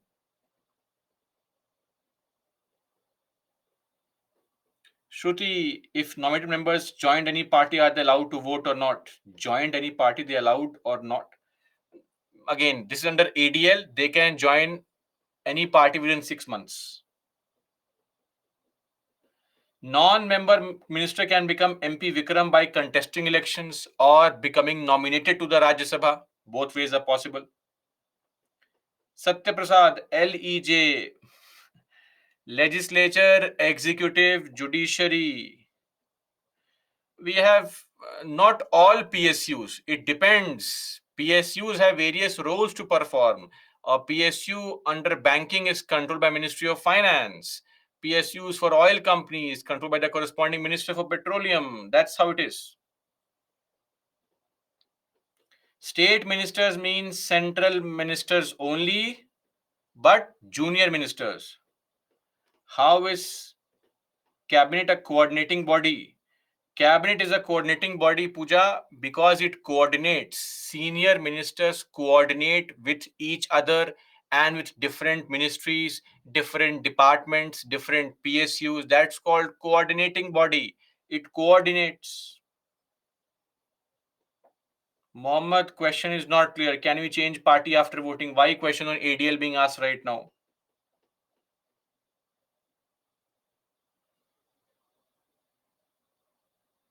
Harshit, from what we have studied so far, that was the answer. Once we study financial bills, I'll tell you the types of financial bills and what can be done there. So, for future references.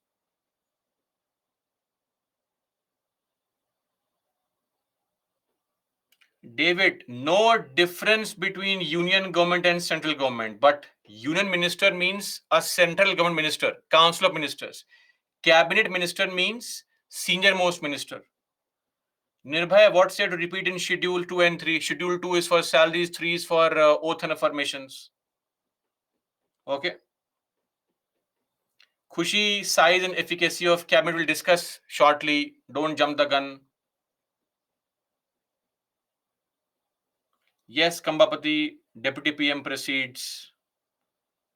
Biswajit, categorization of ministers is not mentioned. Crisis management, emergency happens, war happens, some pandemic is there. That's called crisis.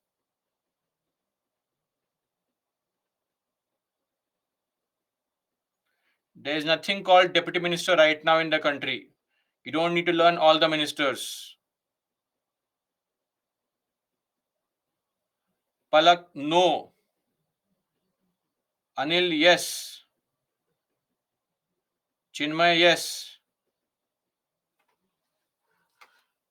Kanika, if the PM is dead, then a new PM is appointed and all the ministers take oath again.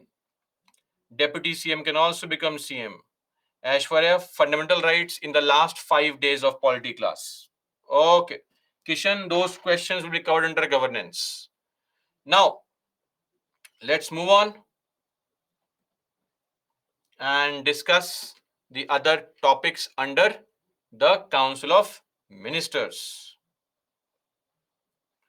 So, first up, consideration. What points to consider while choosing ministers? If you are the prime minister of the country, whose name will you recommend? Don't say friends and all. Best friend's name, exclude that criteria. But tell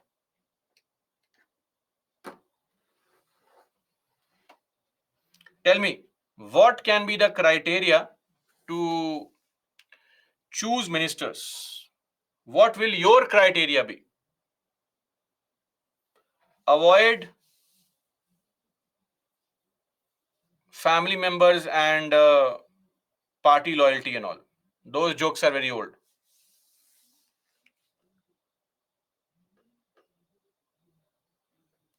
Largely, of all of you are focusing on expertise.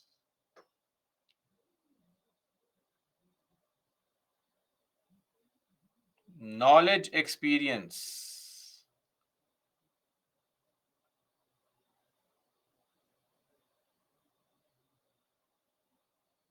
Who is more capable? Shivani, question hour will be discussed later on, not right now, once we study the chapter Parliament.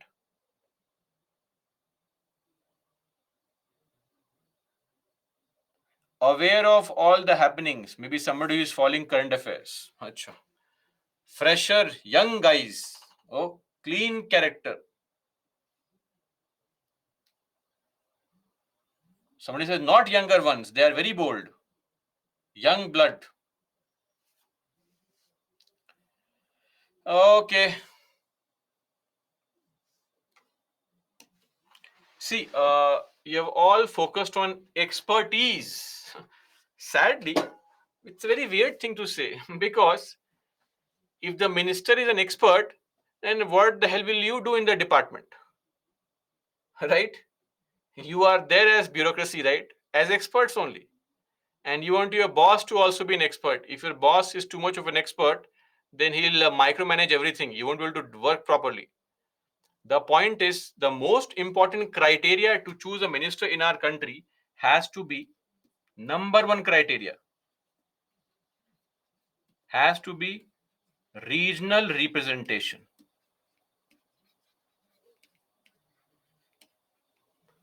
That there should be representation from all regions of the country. The no, diversity of the country also needs to reflect in the Council of Ministers. Number two, representation to various communities.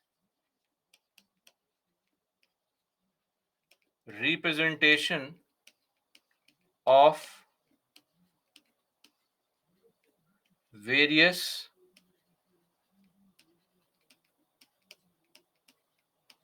communities. For example, it should be age, language, religion, caste, gender, etc. Now, some of you may immediately, to come off as more cool, will say caste. Oh my God, caste-based politics. See, you or me or maybe some educated people may not believe in caste, but caste is a stark reality in the country. And till caste is a reality, every person from various caste groups, they want somebody from their caste to be a minister. It also is a mark of respect and dignity for certain castes, right? So, and if somebody feels that it is not required, it is not there in the country only, please pick up the Sunday newspaper matrimonial page, and you will get to know that the caste reality exists in the country. Bride and grooms wanted from a specific caste only, right? The groom has to earn a six-figure salary. That's when you realize that money is important. And bride has to be fair, white, milky white, always. That shows our mentality of, still being slavish to the white masters that we had. That's a sad reality in the country. If you are fair and you can speak English very well, that's sufficient to impress people. Knowledge may not be a good criteria. Anyway, so this is important. You have to ensure representation of diverse interest of the country. Apart from it, a very important criteria is a certain level of honesty and integrity.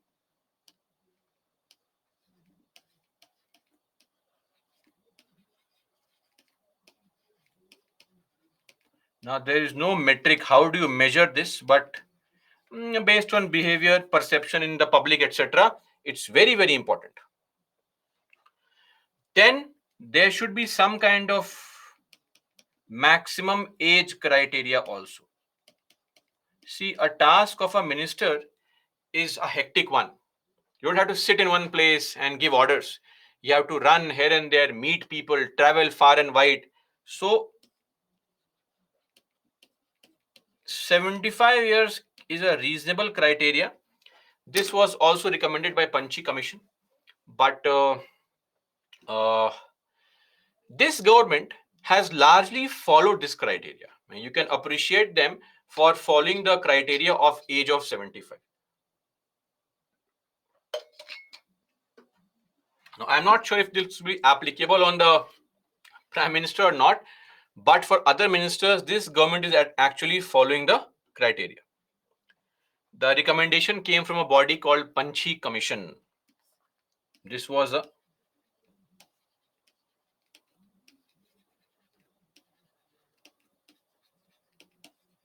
Panchi Commission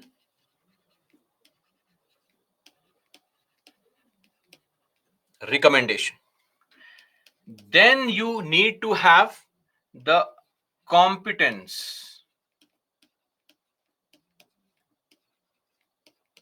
to hold sensitive portfolios or sensitive ministries or important ministries. Do you have the competence to hold a post? Expertise is what you're referring to. Expertise, right? Then, good administrator, a visionary. That's what you're looking for. Somebody who is a good administrator, who knows how to handle things properly. A visionary, somebody who has a long-term vision. These are very important criteria in choosing or considering the council. Okay. Now, the inner circle of the Prime Minister.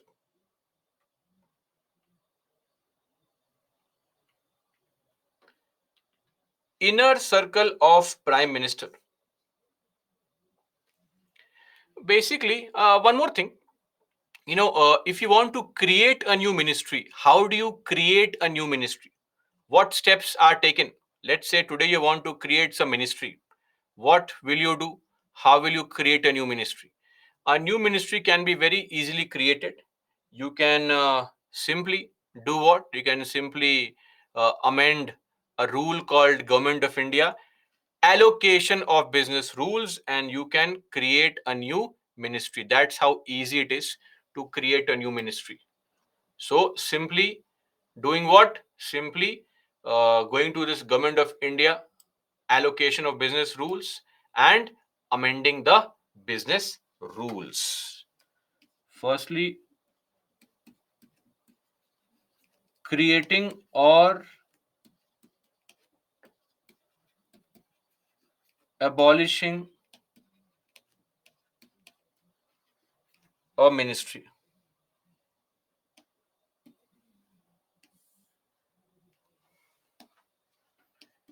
This is done under Article 77(3). President can and what? Modify Government of India allocation of business rules of 1961. Okay. This is done. Simply an executive order is used to create a ministry. So today the government can create a new ministry called Temple Ministry. Simply. And can abolish any ministry. That's how easy it is to create a ministry. Are you clear? Now, coming to an important provision here. Inner circle of Prime Minister. Now, what is the meaning of that? See, once you become an IAS officer, also realize that it is you who is running the task. But you also are inspired by people around you. Your family, your friends may give you suggestions on how to run the city administration. It's possible. So the same thing happens to the Prime Minister. Yes, the PM has a lot of people, all these bureaucrats, etc., the entire PMO, Prime Minister's office to advise.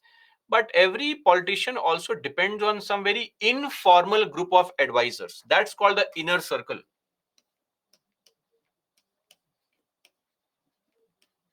The informal group of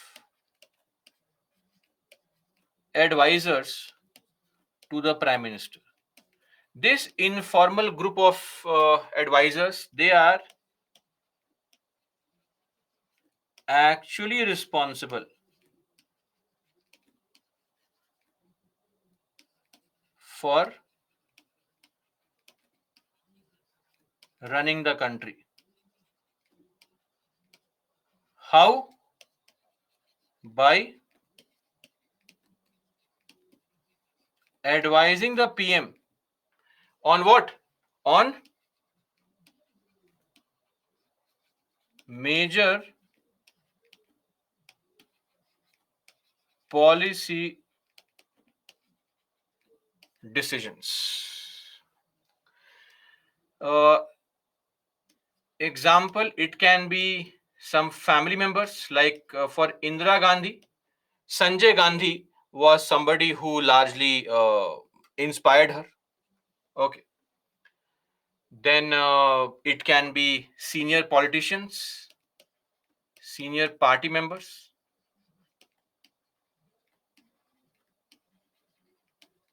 bureaucrats,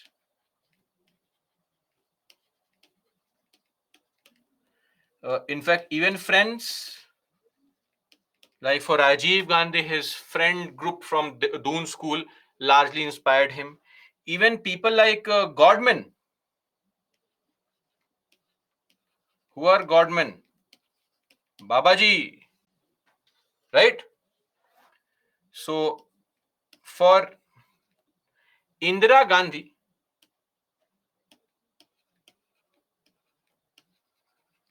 the group was called Kitchen Cabinet. This term originated in USA. Origin of the word is in USA. Media coined term, right? Andrew Jackson, when he was the president of USA, 1829 to 1837, Andrew Jackson would never consult the officials. He would always consult his friends. He had huge distrust on the officials. That is why he would consult his friends and family members in his house, in the club he used to meet. So his group of cabinet was actually called kitchen cabinet.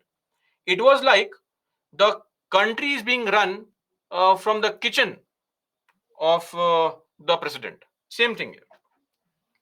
For Rajiv Gandhi, it was known as Dehradun Brigade.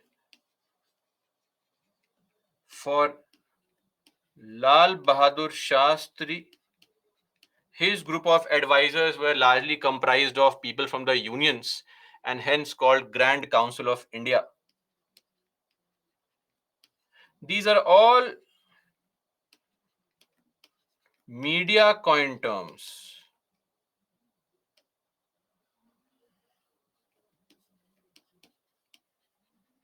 Terms coined by media.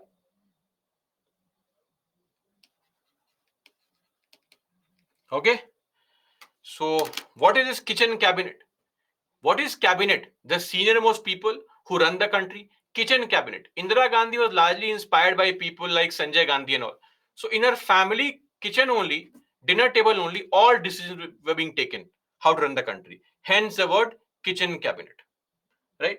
And for example, Indira Gandhi was also inspired largely by Dhirendra Brahmachari or P.V. Narasimha Rao. P.V. Narasimha Rao used to take advice from Chandra Swami, Nemichand.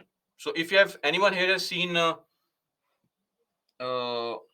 1992, you would know that towards the second half of Scam 1992, Harshad Mehta used to talk to a Babaji in Delhi. That Babaji was symbolic of Chandra Swami or Nemichand. Anyway, this is what is the kitchen cabinet, largely inner circle of prime minister. Kitchen cabinet is a very specific term used in US. Now, size of cabinet. What is a perfect size of cabinet? Size of cabinet is also something that if it's too large, problem, too less, problem. So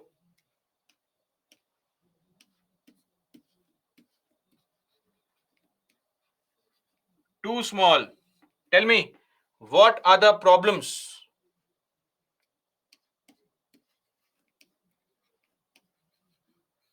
If a cabinet is too small?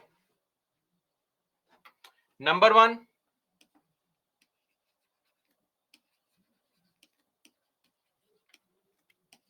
concentration of power happens. Yes or no? Power gets concentrated in the hands of few people only.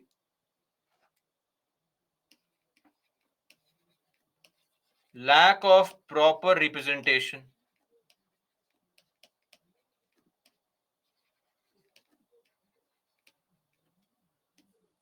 Number three, very important,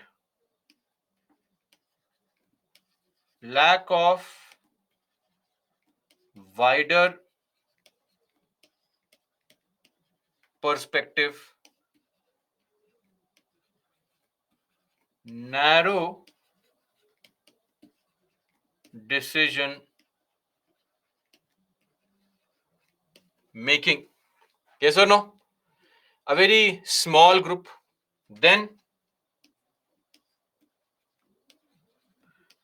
very few people overburdened with work, right? Few people have to perform every kind of task now. So makes irrational division of work, right? Then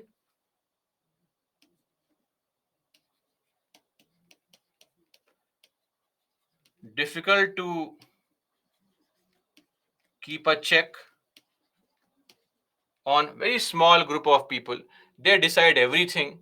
So of course, these are some of the problems, right? What is the problem with respect to too big a cabinet size, too many people? Tell me.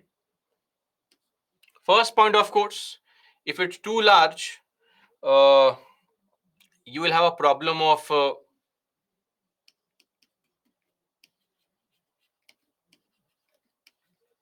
excessive discussions,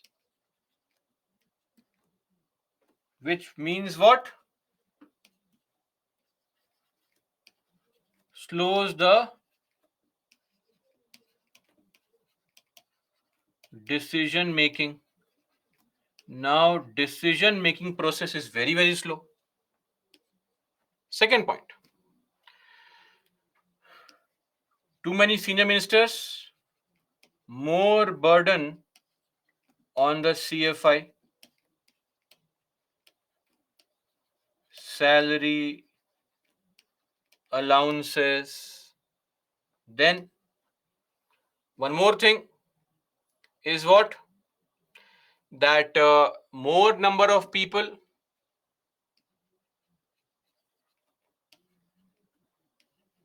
lesser chances of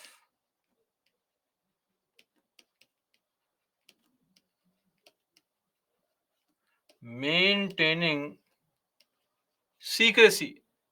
Okay.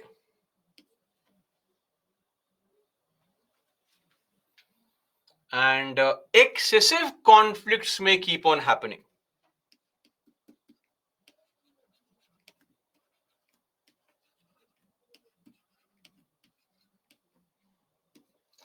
Apart from it, one more thing is if you have too many ministers, irrational division of work.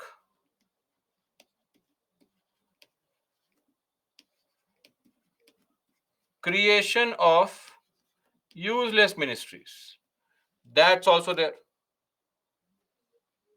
And every senior person become minister only. Then who will question the government in the party? So these are problems if the cabinet is too large. Okay. So what's the right thing? Finding the balance. Strike a balance between these two things. Neither too small. Balance is required. Nor too large. Are we clear on this? So size of the cabinet has to be balanced. Not too many senior people, not too less people. Okay. So this is there. Excessive conflicts refers to too many discussions, debates, 30, 40 people. See, it's easier to convince 3, 4 people, but 30, 40 people difficult to convince. Right? There will be a lot of conflicts with every ministry. That is how there is. And irrational division of work refers to creation of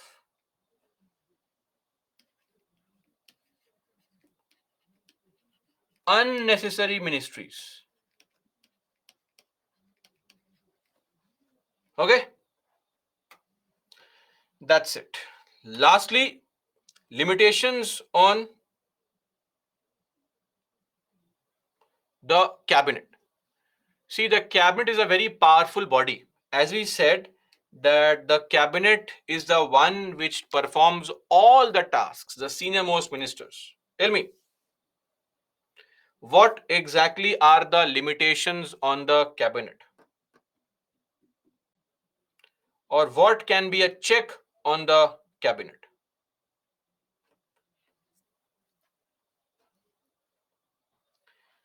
See, of course, one check is the legislature, the parliament. Legislature acts as a check.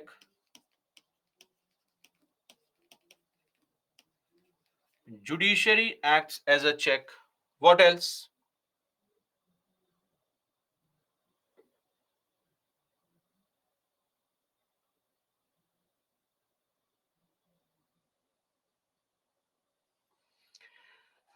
One more check can be, of course, media.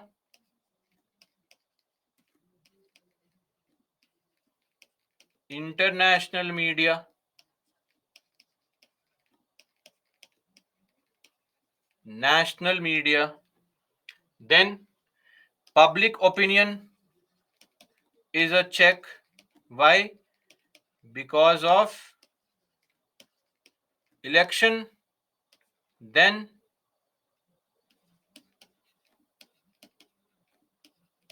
specialized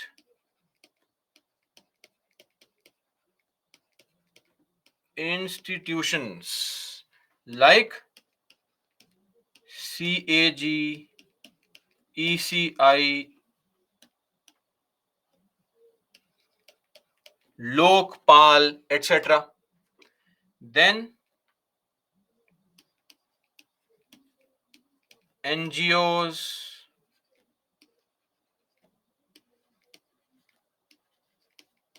pressure groups, civil society, etc. Then also uh, global constitutionalism,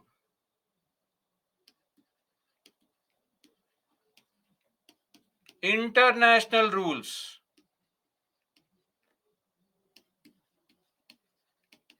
bodies like UNO, WTO, IMF, etc. And of course, the president can also keep a check on the cabinet. The checks on the cabinet can be done through all this. Opposition parties is covered under legislature only. Legislature covers everything. Opposition parties, floor test, asking questions. You'll be studying about pressure groups and NGOs and civil society in your uh, social issues and social justice class. That is a separate module, so don't worry on that. These are the limitations or checks on the cabinet, right? Which brings us to an end of our discussion on the Council of Ministers. Solve this question.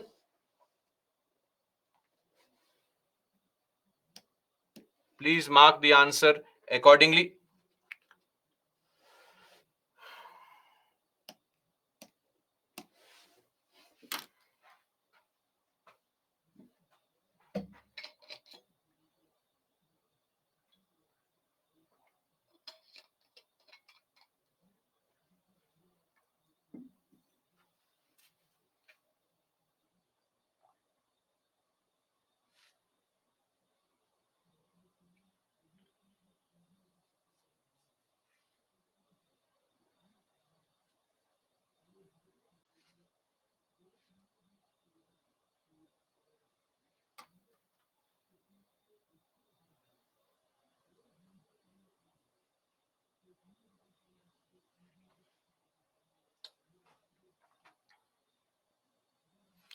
60% got this correct. The Constitution of India classifies. It does not classify. Do you remember I had mentioned this point here?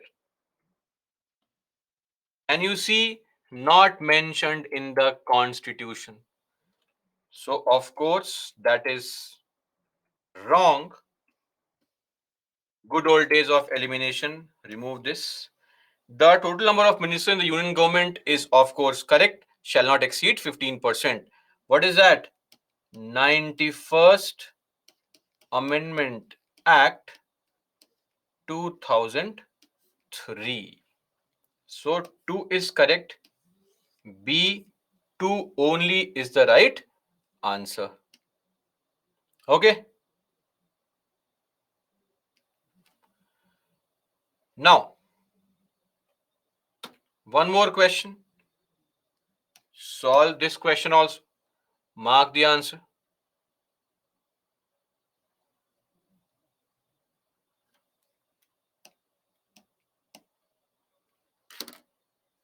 I tick first but shows wrong because first statement is wrong. Answer is B, 2 only, not 1.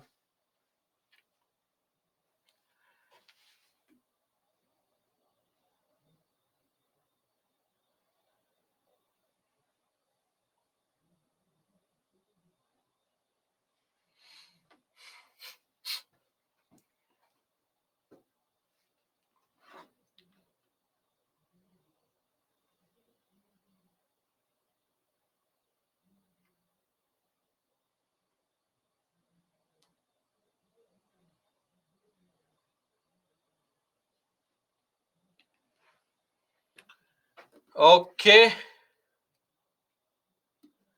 So, out of the following statements, choose the one that brings out the principle underlying the cabinet, the central idea, a mechanism of parliamentary democracy for ensuring collective responsibility of the government to the people is correct. Arrangement for minimizing criticism, really nonsense. Mechanism for speeding up activities of the government, again, makes no sense. And device for strengthening the hands of head of government, whose hold over people is in a state of decline, really. Okay.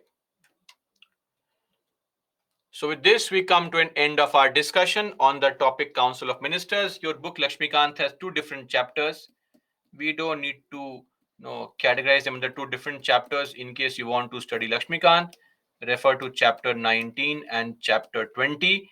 We have covered Prime Minister and Council of Ministers together only, and important articles 74, 75 and 78, of course. We also covered one schedule 3 of the Indian Constitution. No important cases, at least needed as such. And then this book, in case somebody is going to appear for the exam in 2026 onwards, you can also read this book, Indian Constitution at Work, NCRT class 11th, chapter 4. This can be covered. Are we clear on this? But again, for those who are going to appear for 24 and 25, this book will not really be needed. It's a very basic book of NCRT class 11th. Okay. So for those, not really required. Anyway, now we'll look at a small topic in between, and then we'll move on to Attorney General. That topic is cabinet committees.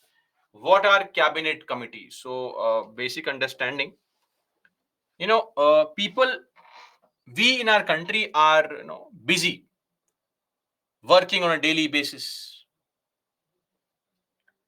So, what we do is we choose legislators, members who sit in the parliament to make laws. Now, as far as the parliament is concerned, amidst the parliament, they choose some people, a few people who are called executive, the government, executive. Now, in the executive also, we have a very senior small group of body called cabinet. Now, cabinet also comprises of 25-30 people. But let's imagine if I have to, if there's some issue, say war is happening between India and Pakistan, then why do we need the Ministry of Art and Culture there during war? Not required. So we may only need the expertise or the importance or the advice of certain ministers, say Minister for Home Affairs, Minister for Defense, Minister for Finance. That's it. So that's where cabinet committee comes into picture. What is a cabinet committee? Group of cabinet ministers coming together to perform some task allocated to them. Where is this mentioned? It is not mentioned in the Constitution. Cabinet committee is mentioned here. Under Government of India, Transaction of Business Rules 1961. And how do you define it? You can call it as an organizational devices to reduce the workload of the cabinet. To reduce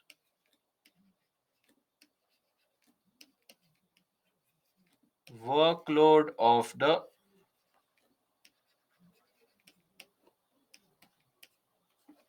cabinet. This is what is cabinet committee. So some important elements of cabinet committees. Number one, they are extra constitutional. Why? Because they are not mentioned in the constitution. Where are they mentioned? Government of India transaction of business rules. That's where they are mentioned. The committees can be of two kinds. Either a permanent committee, permanent means standing, or a temporary committee, ad hoc. Ad hoc means temporary. For example, growth and development of this country is a permanent feature. It is always required. So we'll have a committee for industrial growth and development, always there, right? A committee for investment and growth, committee for economic affairs. But sometimes there's a small task at hand. Let's say the pandemic. Now, once the pandemic is over, the task is over. So committees which are formed to take care of small urgent issues, and once the issue is done, the committee is disbanded, dissolved. That is called an ad hoc committee, a temporary committee. Okay. Example: during some pandemic, during war, etc. Now, one very important point: nomenclature. What is the name of the committee? Name. And how many members and who will be the members? Everything depends on Prime Minister. Okay. Understand one thing: members of these cabinet committees can only be cabinet ministers.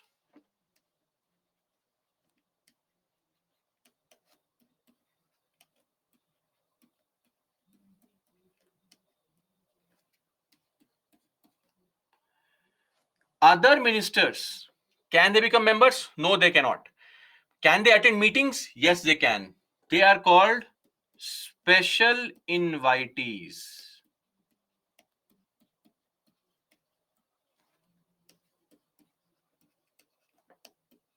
So other ministers can become a part by being called as a special invitee, but members can only be cabinet ministers. Are we clear on this? And how many members should be there? Minimum?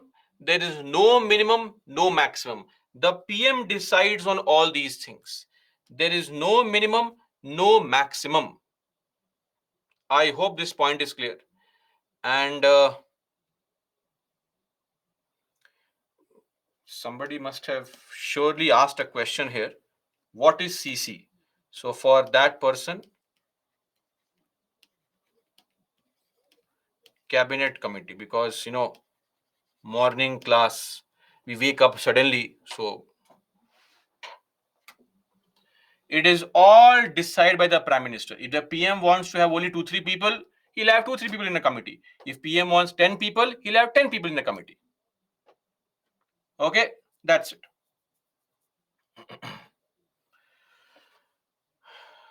Now let us look at the types of permanent committees. These are the permanent cabinet committees, the standing committees. Are we clear on this? Standing committees. 8 standing committees. The last 2 were formed in 2019. This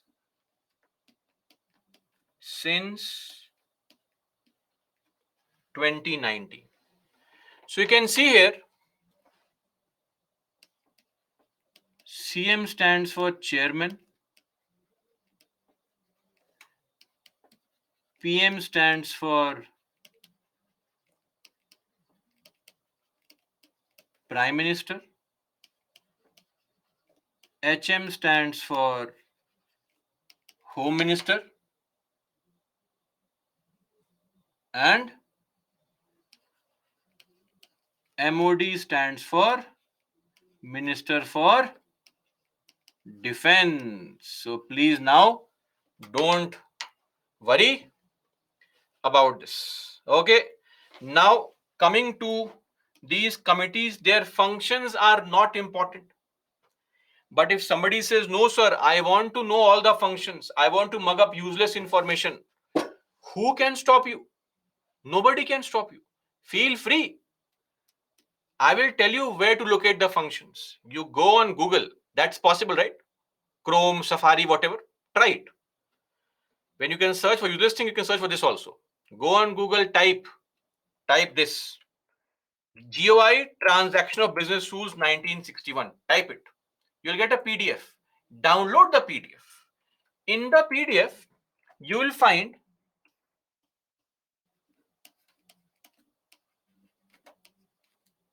towards the end, Schedule 1. Under Schedule 1, you will find all the functions of this committee or these committees. And then mug up to your heart's content. Nobody is stopping you. I'll just here briefly tell you what are the generic functions that they perform. First up, how many members are there? You don't need to remember this fact also. Like the appointment committee of cabinet, it only has 2 members. As I said, just 2 members. Of course, PM is a member, chairman. The other member is his best friend. The other member is Mr. Amit Shah. So just 2 members. What's the task of the appointment committee of the cabinet? The task of this appointment committee of cabinet is to take decisions regarding all the higher level appointments in the cabinet secretariat, in public enterprises, banks, financial institutions, right? To decide on every case of disagreement between the appointments made by department or the ministry concerned and the UPSC. UPSC says, make this person a secretary. The ministry says, no, I want that person. Disagreement. Who decides? The appointment committee of cabinet decides. Okay. Then basically to decide again on representations, appeals, etc. of all the people of the rank joint secretary and above. Their cases, their problems are decided by this committee. Clear? Now, apart from this, we have some other cabinet committees which are chaired by Prime Minister.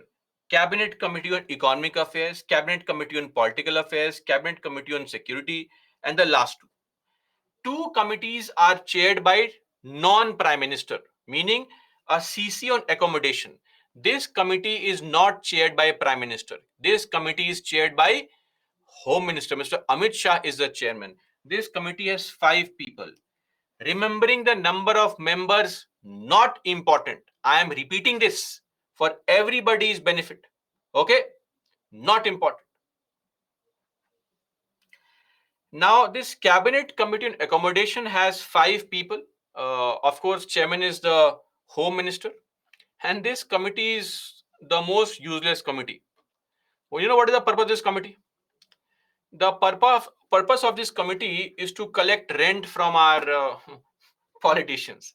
So sometime what happens is that some minister has lost the elections or some MP has lost the elections, but he still keeps on living in the same government bungalow.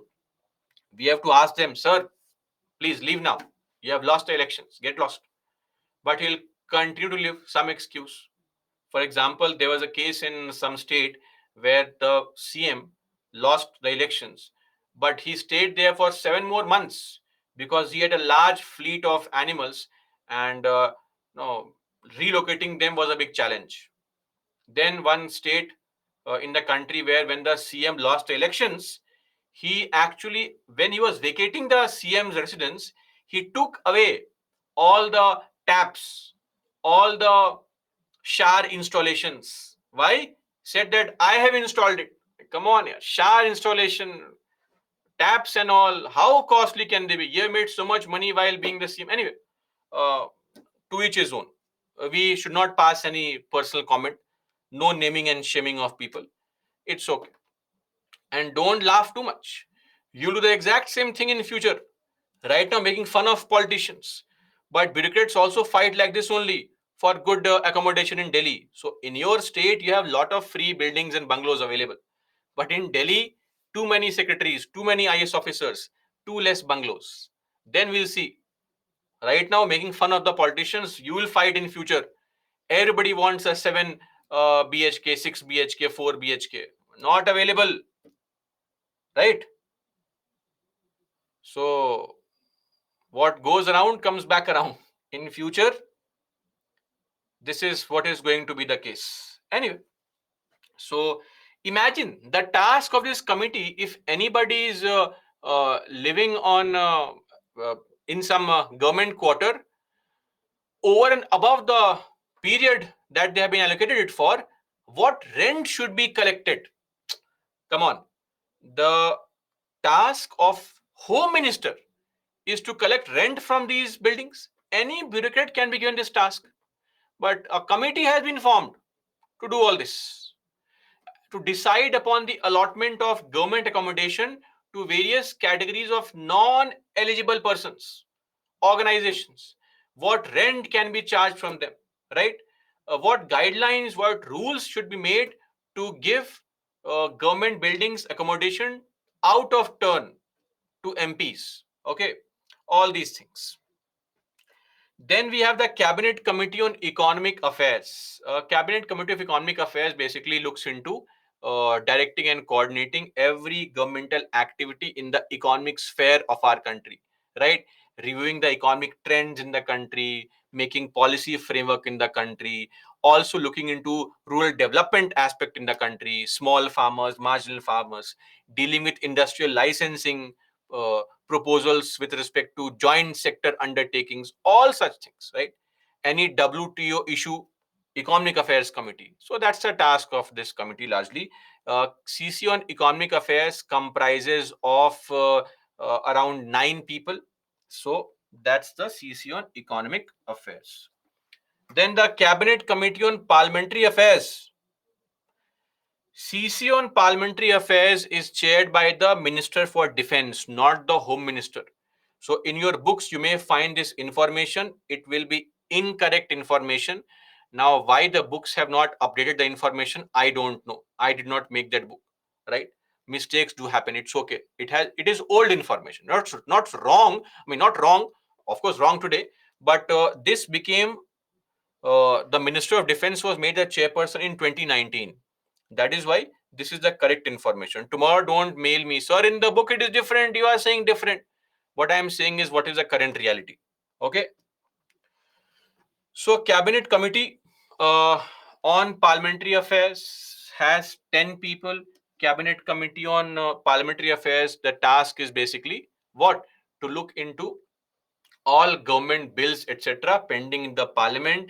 What kind of bills should be discussed before? What kind of bills to be discussed later on? How to bring all the parties on one platform so that parties approve the bill, etc. This is what is the task of Cabinet Committee on Parliamentary Affairs. And I'll repeat once again that the cabinet committees comprise of only cabinet ministers as members, and special invitees can be other ministers. That's it. Nothing. Don't assume, can I become a part of the committee? Can MP become part of committee? Did I say that? No means no. Okay. So that's there. Then the Cabinet Committee on Political Affairs. This is the largest committee that you have, which has 13 people. This committee is also called Super Cabinet.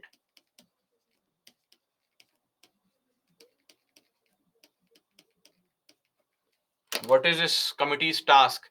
Every center state issue is dealt with by this committee. So, of course, in our country, center state relations are the most important one. Center and states keep on fighting, right? So, this is a task of this committee, including every matter concerning foreign affairs, except those matters which relate to security of the country. Every such matter is looked into by this committee only. Then CC on security. CC on security again, dealing with all the defense related issues. For example, recently only this cabinet committee meeting was held to approve the purchase of 26 Rafale marine fighters. So any defense related purchase, etc., is approved by this committee on security only. This CC on security has how many members? 5 members only. Small committee. Then since 2019, we have had two committees. Cabinet Committee on Investment and Growth, as the name suggests, focus on investment and growth, and the CC on Employment and Skill Development. 9 people, 10 people. That's it. Done. Basic information that can be asked from cabinet committees is that chairperson of committees, which committee is called super cabinet, are committees mentioned in the constitution or not, all such things can be asked. Don't worry, intricate functions of a single committee cannot be asked. It is impossible for any person to memorize all the functions. Now, what are the general advantages of having these committees? See, cabinet is 30 people, 25 people. Cabinet committee, even smaller group of select people whose task it is to approve those projects. So they come together, decide on proposals, saving the time of cabinet, reducing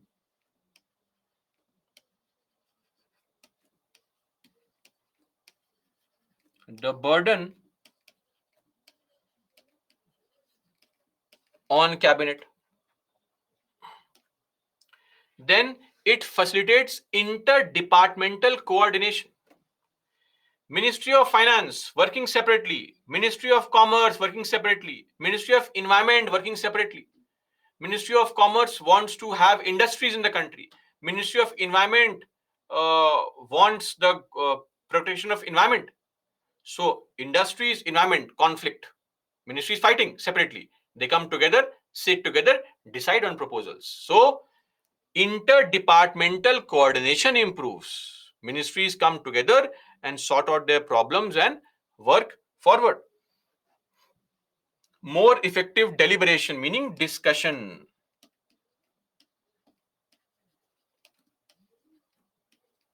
Due to limited size, then they keep ministers in check. How are ministers kept in check? Because in a ministry, I am the boss there. I am performing tasks on my own. But I have to also go to a cabinet committee meeting where other ministers are there who will ask me, let's say, Minister for Commerce has given approval for a project, set up a factory or industry somewhere. Ministry of Environment says, no, no, no, don't set up industry, useless, get lost. Now, when I go to the cabinet committee meeting, Minister for Commerce can ask me, what is the problem? I am sending all approvals. You're always rejecting the approvals. What's the concern? Please tell me. So, ministers cannot take arbitrary actions because they have to go to a cabinet committee meeting where other ministers are there who will keep a check on your behavior. Then, a single minister can also be good in various areas. Maybe a minister for finance could also have expertise in defense, expertise in security matters. So why should the government be deprived of their expertise in other matters? Make them a part of corresponding committee. So I am a finance minister, but I can be a part of a cabinet committee on security and give my input there also. Maximum possible utilization of every minister's expertise can be extracted. And lastly, it ensures collective responsibility. Why? Because now truly the ministers have come together to decide on the policy of the country. So these are some generic advantages of the cabinet committees. Clear? Now some limitations. Limitation number one. Firstly, let me clarify.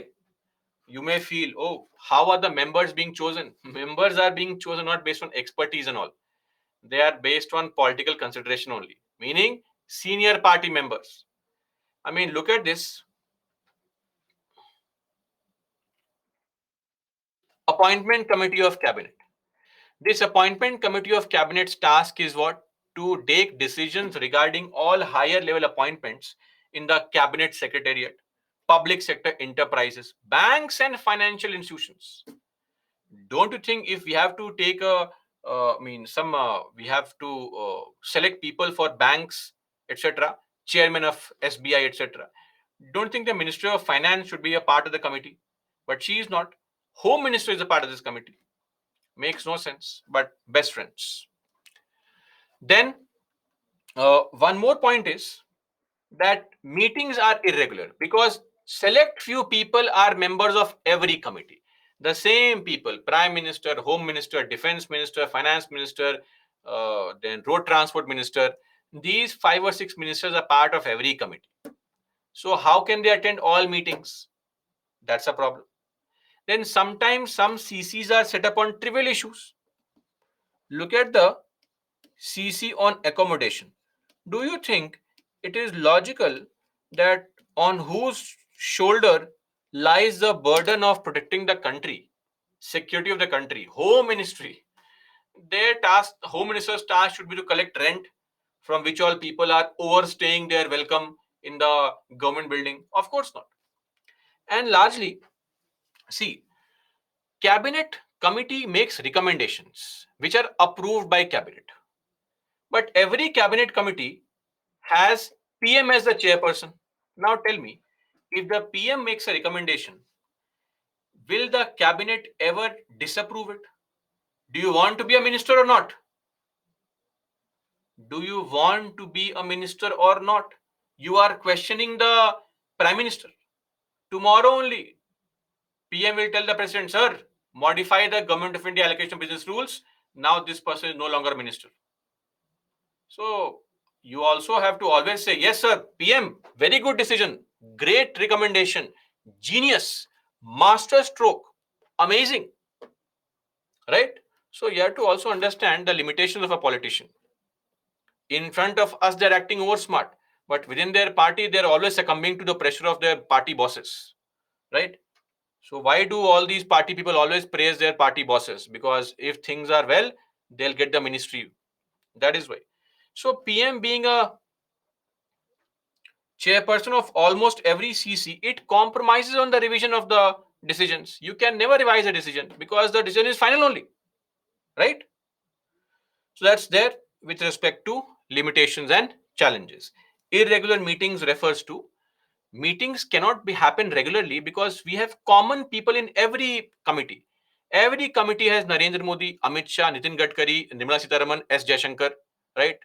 Every committee, almost every committee. So if these people are sitting in committee number 1, then how can they sit in committee number 2? Hence, the meetings become irregular. I hope these points are now clear. Okay. Trivial issues refers to small issues, unimportant issues.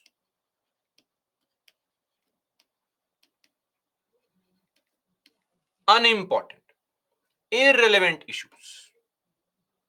Okay, that's it. We are done with the cabinet committees. Now, this topic is mentioned in your Lakshmikant. You can refer to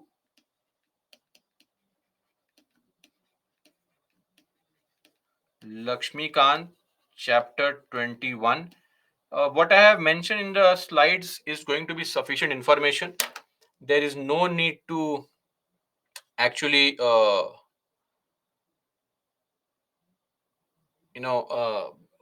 through in detail. Just smug up basic information and the limitations and advantages. So, if a question is asked, then we can further, address the concern. Beyond that, nothing is important. Cabinet committee consists of cabinet ministers.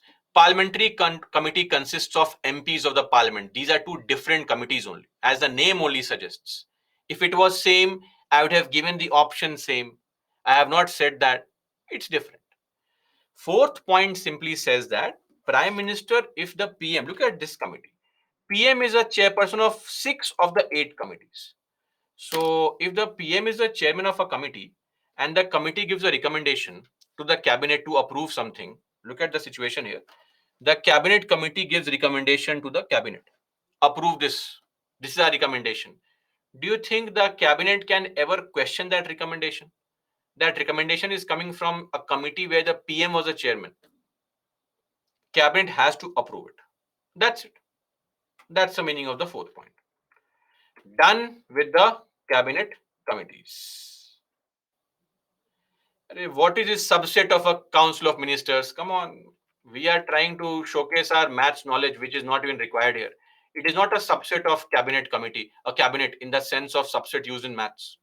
Cabinet committee is a separate extra constitutional device where you have some people. Of course, a cabinet committee cannot have more than 15% people, 80 people, 81 people. But do we need to write that also now? Is it not self-explanatory?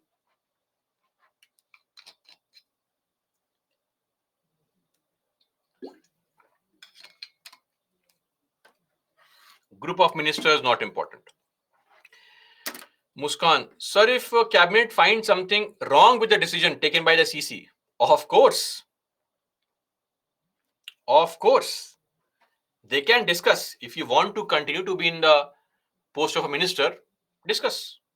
Definitely. This makes me, this reminds me of a very interesting Supreme Court judgment. Back in 2013, Supreme Court gave a judgment. TSR Subramaniam case. Supreme Court said every civil servant, every IS officer should always insist on written orders. Orders should be written. Don't take verbal orders from your ministers. So easy to make this statement. As an IAS officer, if the CM calls you, come here, do this, will you tell him, give me in writing? You can. You can tell him, sir, give me in writing. And you will get in writing your transfer order. So, of course, a cabinet can always ask a question. But will you raise a question against the Prime Minister? Really, I don't think so. That's it. Lastly, the last person in the executive is the Attorney General of India. Attorney General R. Venkat Ramani is the current Attorney General. This person is the government's lawyer, highest law officer in the country, lawyer of the government.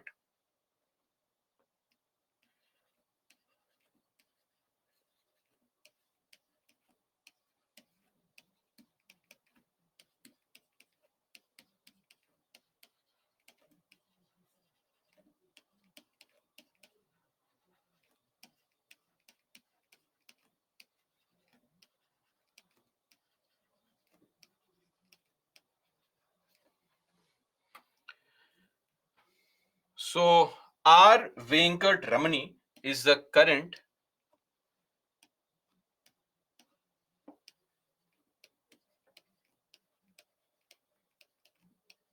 Attorney General of India.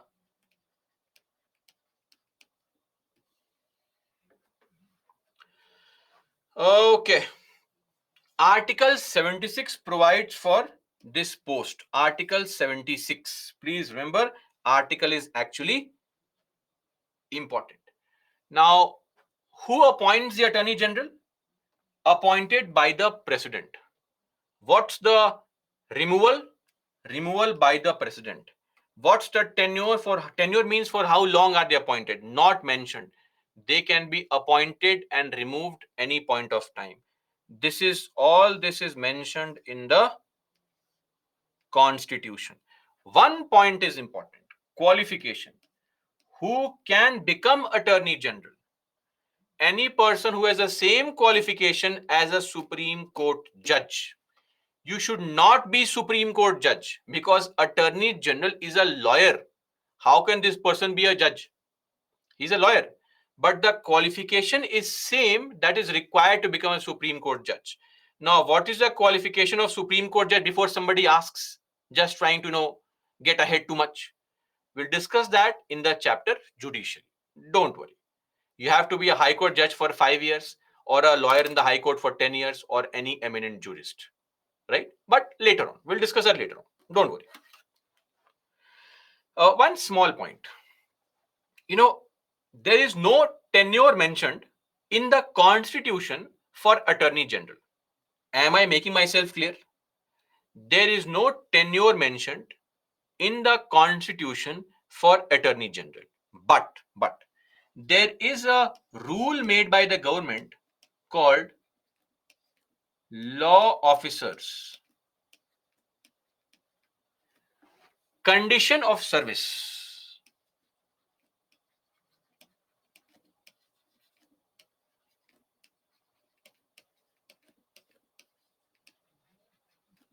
Rules of 1972.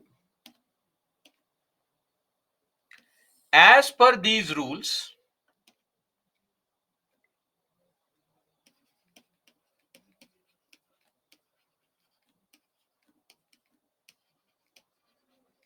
currently tenure is 3 years. As per rules, not in the constitution.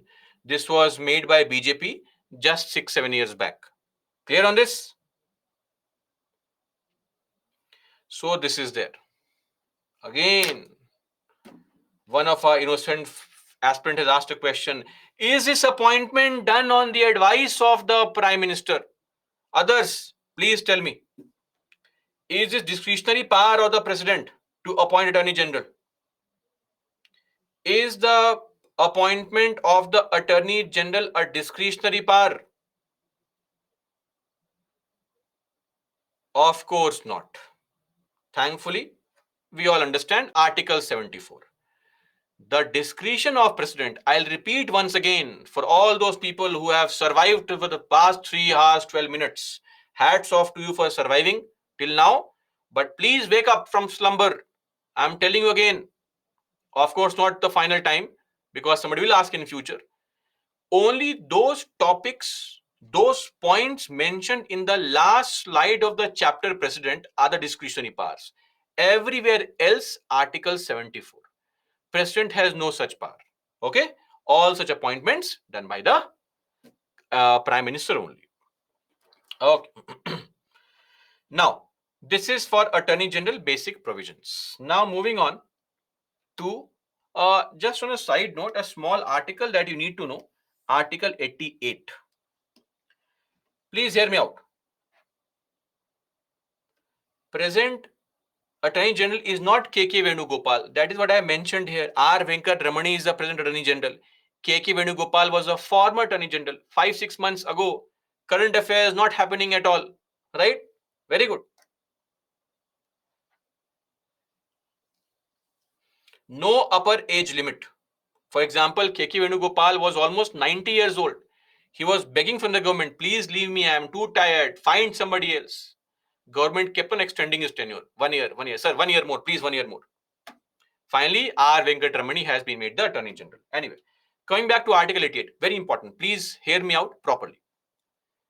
If you are an MP of Lok Sabha, you can speak only in the Lok Sabha. You can sit only in the Lok Sabha. You can vote only in the Lok Sabha. You can take part only in the committee of Lok Sabha, right? If you are MP of Rajya Sabha, you can sit only in Rajya Sabha. You can speak only in Rajya Sabha. You can vote only in Rajya Sabha. Yes or no? But if you are a minister of any house, as a minister, you can sit in any house, speak in any house, take part in the proceedings of any house, be a member of committee of any house. You are a Lok Sabha MP. You can be a member of committee of Rajya Sabha also.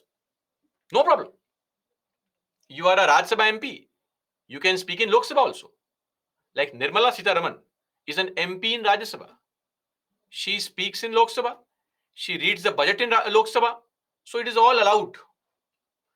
Not just ministers, but also Attorney General. They can sit and speak in either house of the parliament. They can take part in proceedings of either house of parliament. They can be made a member of any committee of any house of the parliament. But what they can't do is they can't vote in any house. Why? Because voting is based on membership. Always remember this. Voting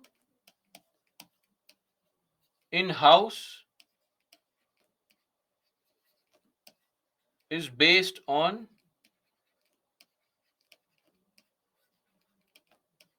what? Based on membership. So if you are a member of that house, you can vote in that house. Narendra Modi is a MP of Lok Sabha. Can he sit in Rajya Sabha? Yes or no? No? Yes, why are you saying no? Can he vote in the Rajya Sabha? Of course not. He cannot vote in the Rajya Sabha because he's an MP of Lok Sabha, can only vote in Lok Sabha. So, every minister and the Attorney General of India shall have the right to speak in and otherwise to take part in the proceedings of either house, any joint sitting, and any committee of parliament, any committee of Lok Sabha, committee of Rajya Sabha, sit anywhere, of which he may be named a member, but shall not by virtue of this article be entitled to vote. Voting right does not come from here. Voting right comes from you being a member of the house. Are we clear? And Attorney General is not a member of any house. So he cannot vote in any house. For all those people who want to know, which house does he belong? None of the above. He is not a member of any house. So he can sit, speak, etc., but cannot vote in any house. Article 88, please remember this article. Next, functions. Now let's come to what exactly is the task of this person. Very, very simple. This person is government's lawyer. Okay, this person is government's lawyer. You will, while being a government lawyer, do what? Number one, give advice to the government on any legal matter. Advise the government on any kind of legal matter. Number two, perform duties of a legal character, which the president will ask you to do, and appear on behalf of government of India. That's where the real function is, that you fight the cases on behalf of government. Whenever any case is filed against the government, Attorney General is the lawyer who will fight the case on behalf of the government. So in all cases in the Supreme Court, also to appear in the High Court. So fighting all cases where government is involved, government of India is involved, lawyer of the government. Clear on this? Now there are so many cases against the government. A single person may not be able to handle such things. So he is also given some support of some other kind of type of lawyers like Solicitor General and Additional Solicitor General. Now these posts are not mentioned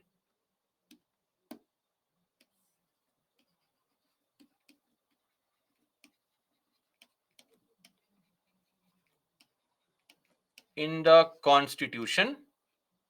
They are mentioned in rules only. That's it. So currently the Solicitor General is Tushar Mehta, and we have over 20 additional Solicitor Generals. Vikramjit Banerjee, Aman Lekhi, K.M. Nataraj, so many of them. Name is not important. So these are the functions performed by the Attorney General and the entire team fighting cases on behalf of the government. Government's lawyer. Okay. Last point, powers under contempt of court. We'll discuss this under fundamental rights. So ignore it as of now, like you ignore some people from your life, please. Okay. So somebody said, but I only find Tushar Mehta fighting cases. You have to follow more cases. Okay, that's it. Now, let me also clarify one thing here. There are some limitations on the Attorney General. Limitation number one. Also, on a side note, Attorney General is not a government employee. Are they clear? Attorney General is given salary on a case to case basis, per case per day. He is given a retainer by the government that you will only serve us. But the real money comes from case to case basis. Every case, how many days of hearing, payment is made. So they are not in the very strict sense government employees, which means that the AG is not debarred from private legal practice. They can take up private legal practice also. Are we clear? So they can practice. You can also hire him. But the point is that you will not be able to hire him because he's always busy. But you can hire him. Secondly, since you are a government's lawyer, you should not advise or hold a brief, hold a meeting against government only. That would be stupid, right? I am a government's lawyer and I am giving advice against government only. Makes no sense. So that can't be done. Secondly, you will not be allowed to defend any accused in a criminal case without government's permission. Because accused in a criminal case is a crime against the state only. So state government is fighting a case. So without the central government's permission, attorney general and the other lawyers cannot take up a case which is a criminal case. Clear? And also one more thing, attorney generals cannot plus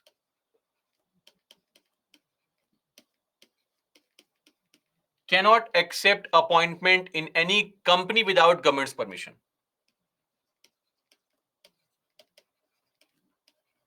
Appointment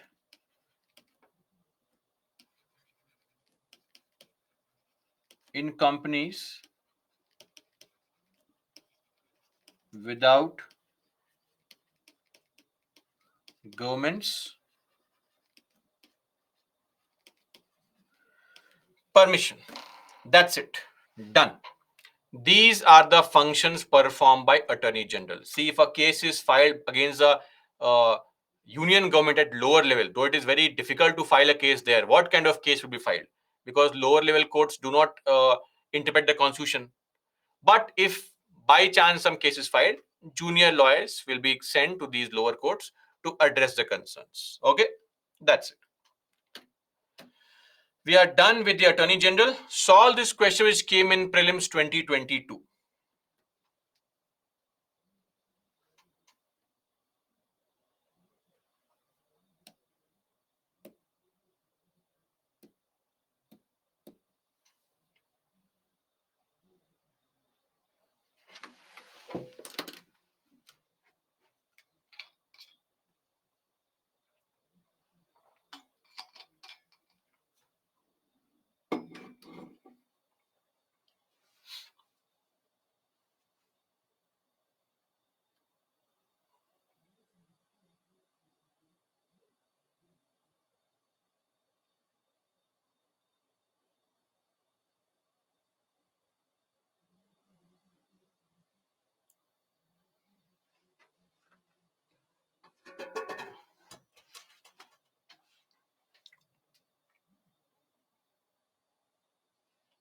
Done.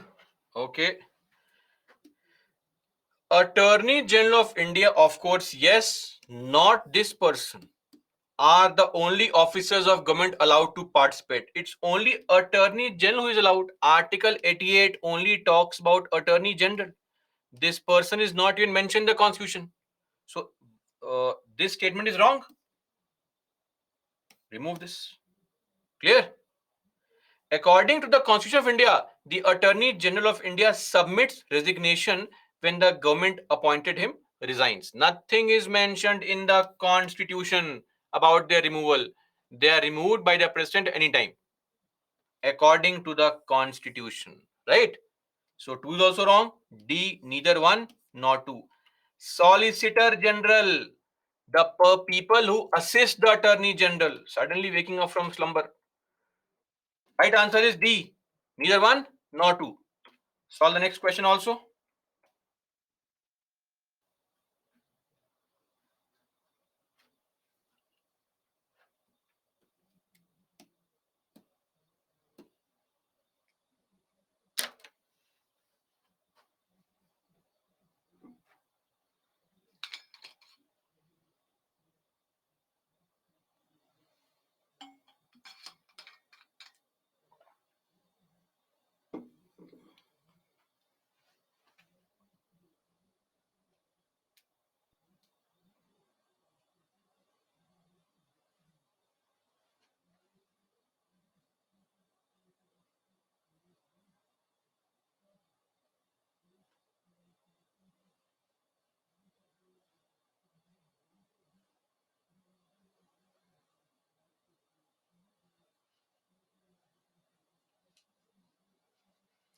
Very good. A lot of you mark this correct. Attorney General can take part in the proceedings of any house, be a member of any committee, and speak in any house. They can't vote. 1, 2, and 3. Look at this Article 88. Right to speak, take part, and any joint sitting and any committee of the parliament, meaning Lok Sabha or Rajya Sabha. Okay, that's it. We are done with our discussion for the day, and we are done with the union executive also. In case you want to read Lakshmikant, please refer to chapter 52. Tomorrow, we'll be discussing the topic Parliament.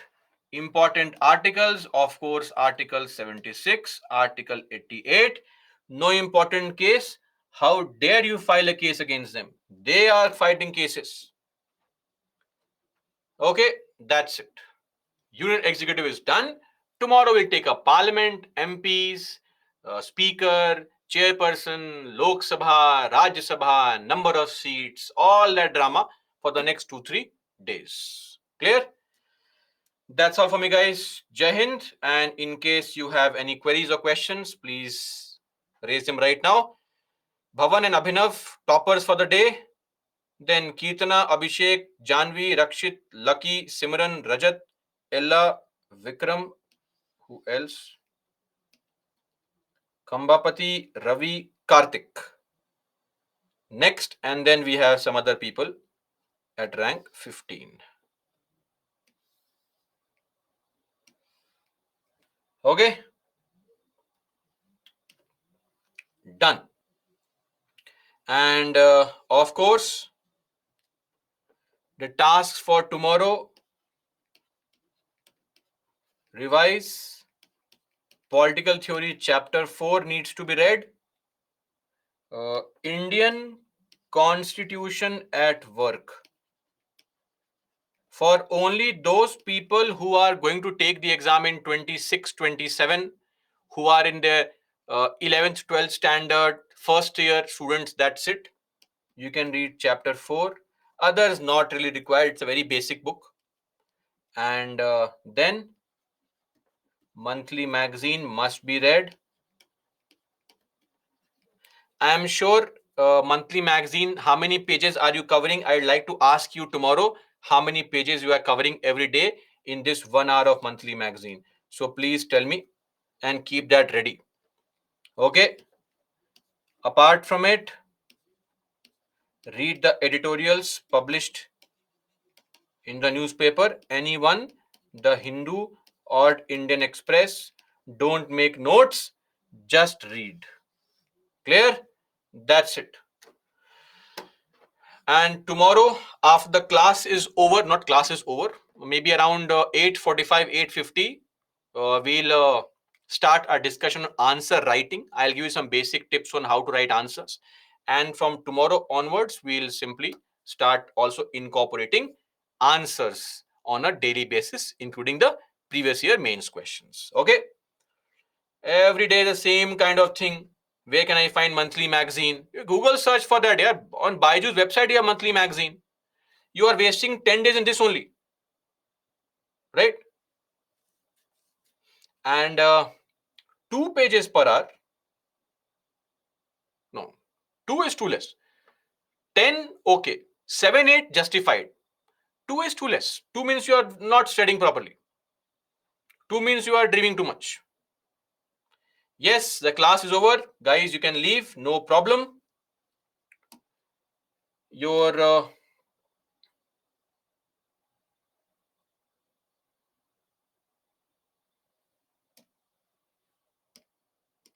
queries, if any, unresolved, will be addressed by the experts. Don't worry. Language is difficult in what? Monthly magazine. Seriously. Whatever concepts are new or old does not really matter. 2 pages is too less.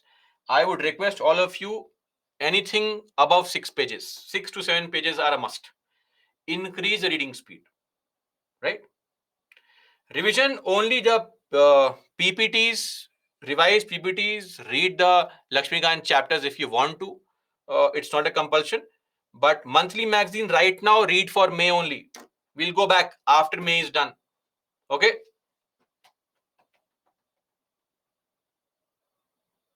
No, right now, don't read Kurukshetra Yojana. I'll tell you to read Kurukshetra Yojana from next week onwards. Okay. Just focus on reading the monthly magazine as of now. Byju's monthly magazine.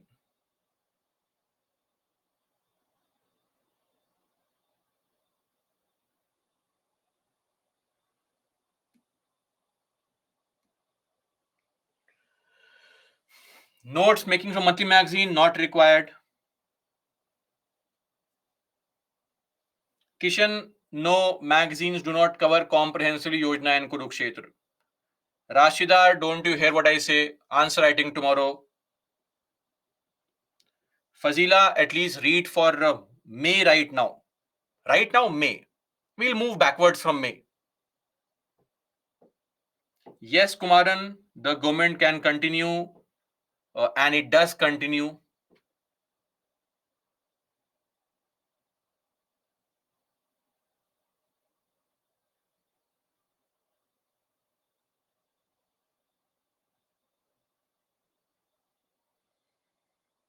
Palak, proposer and seconder.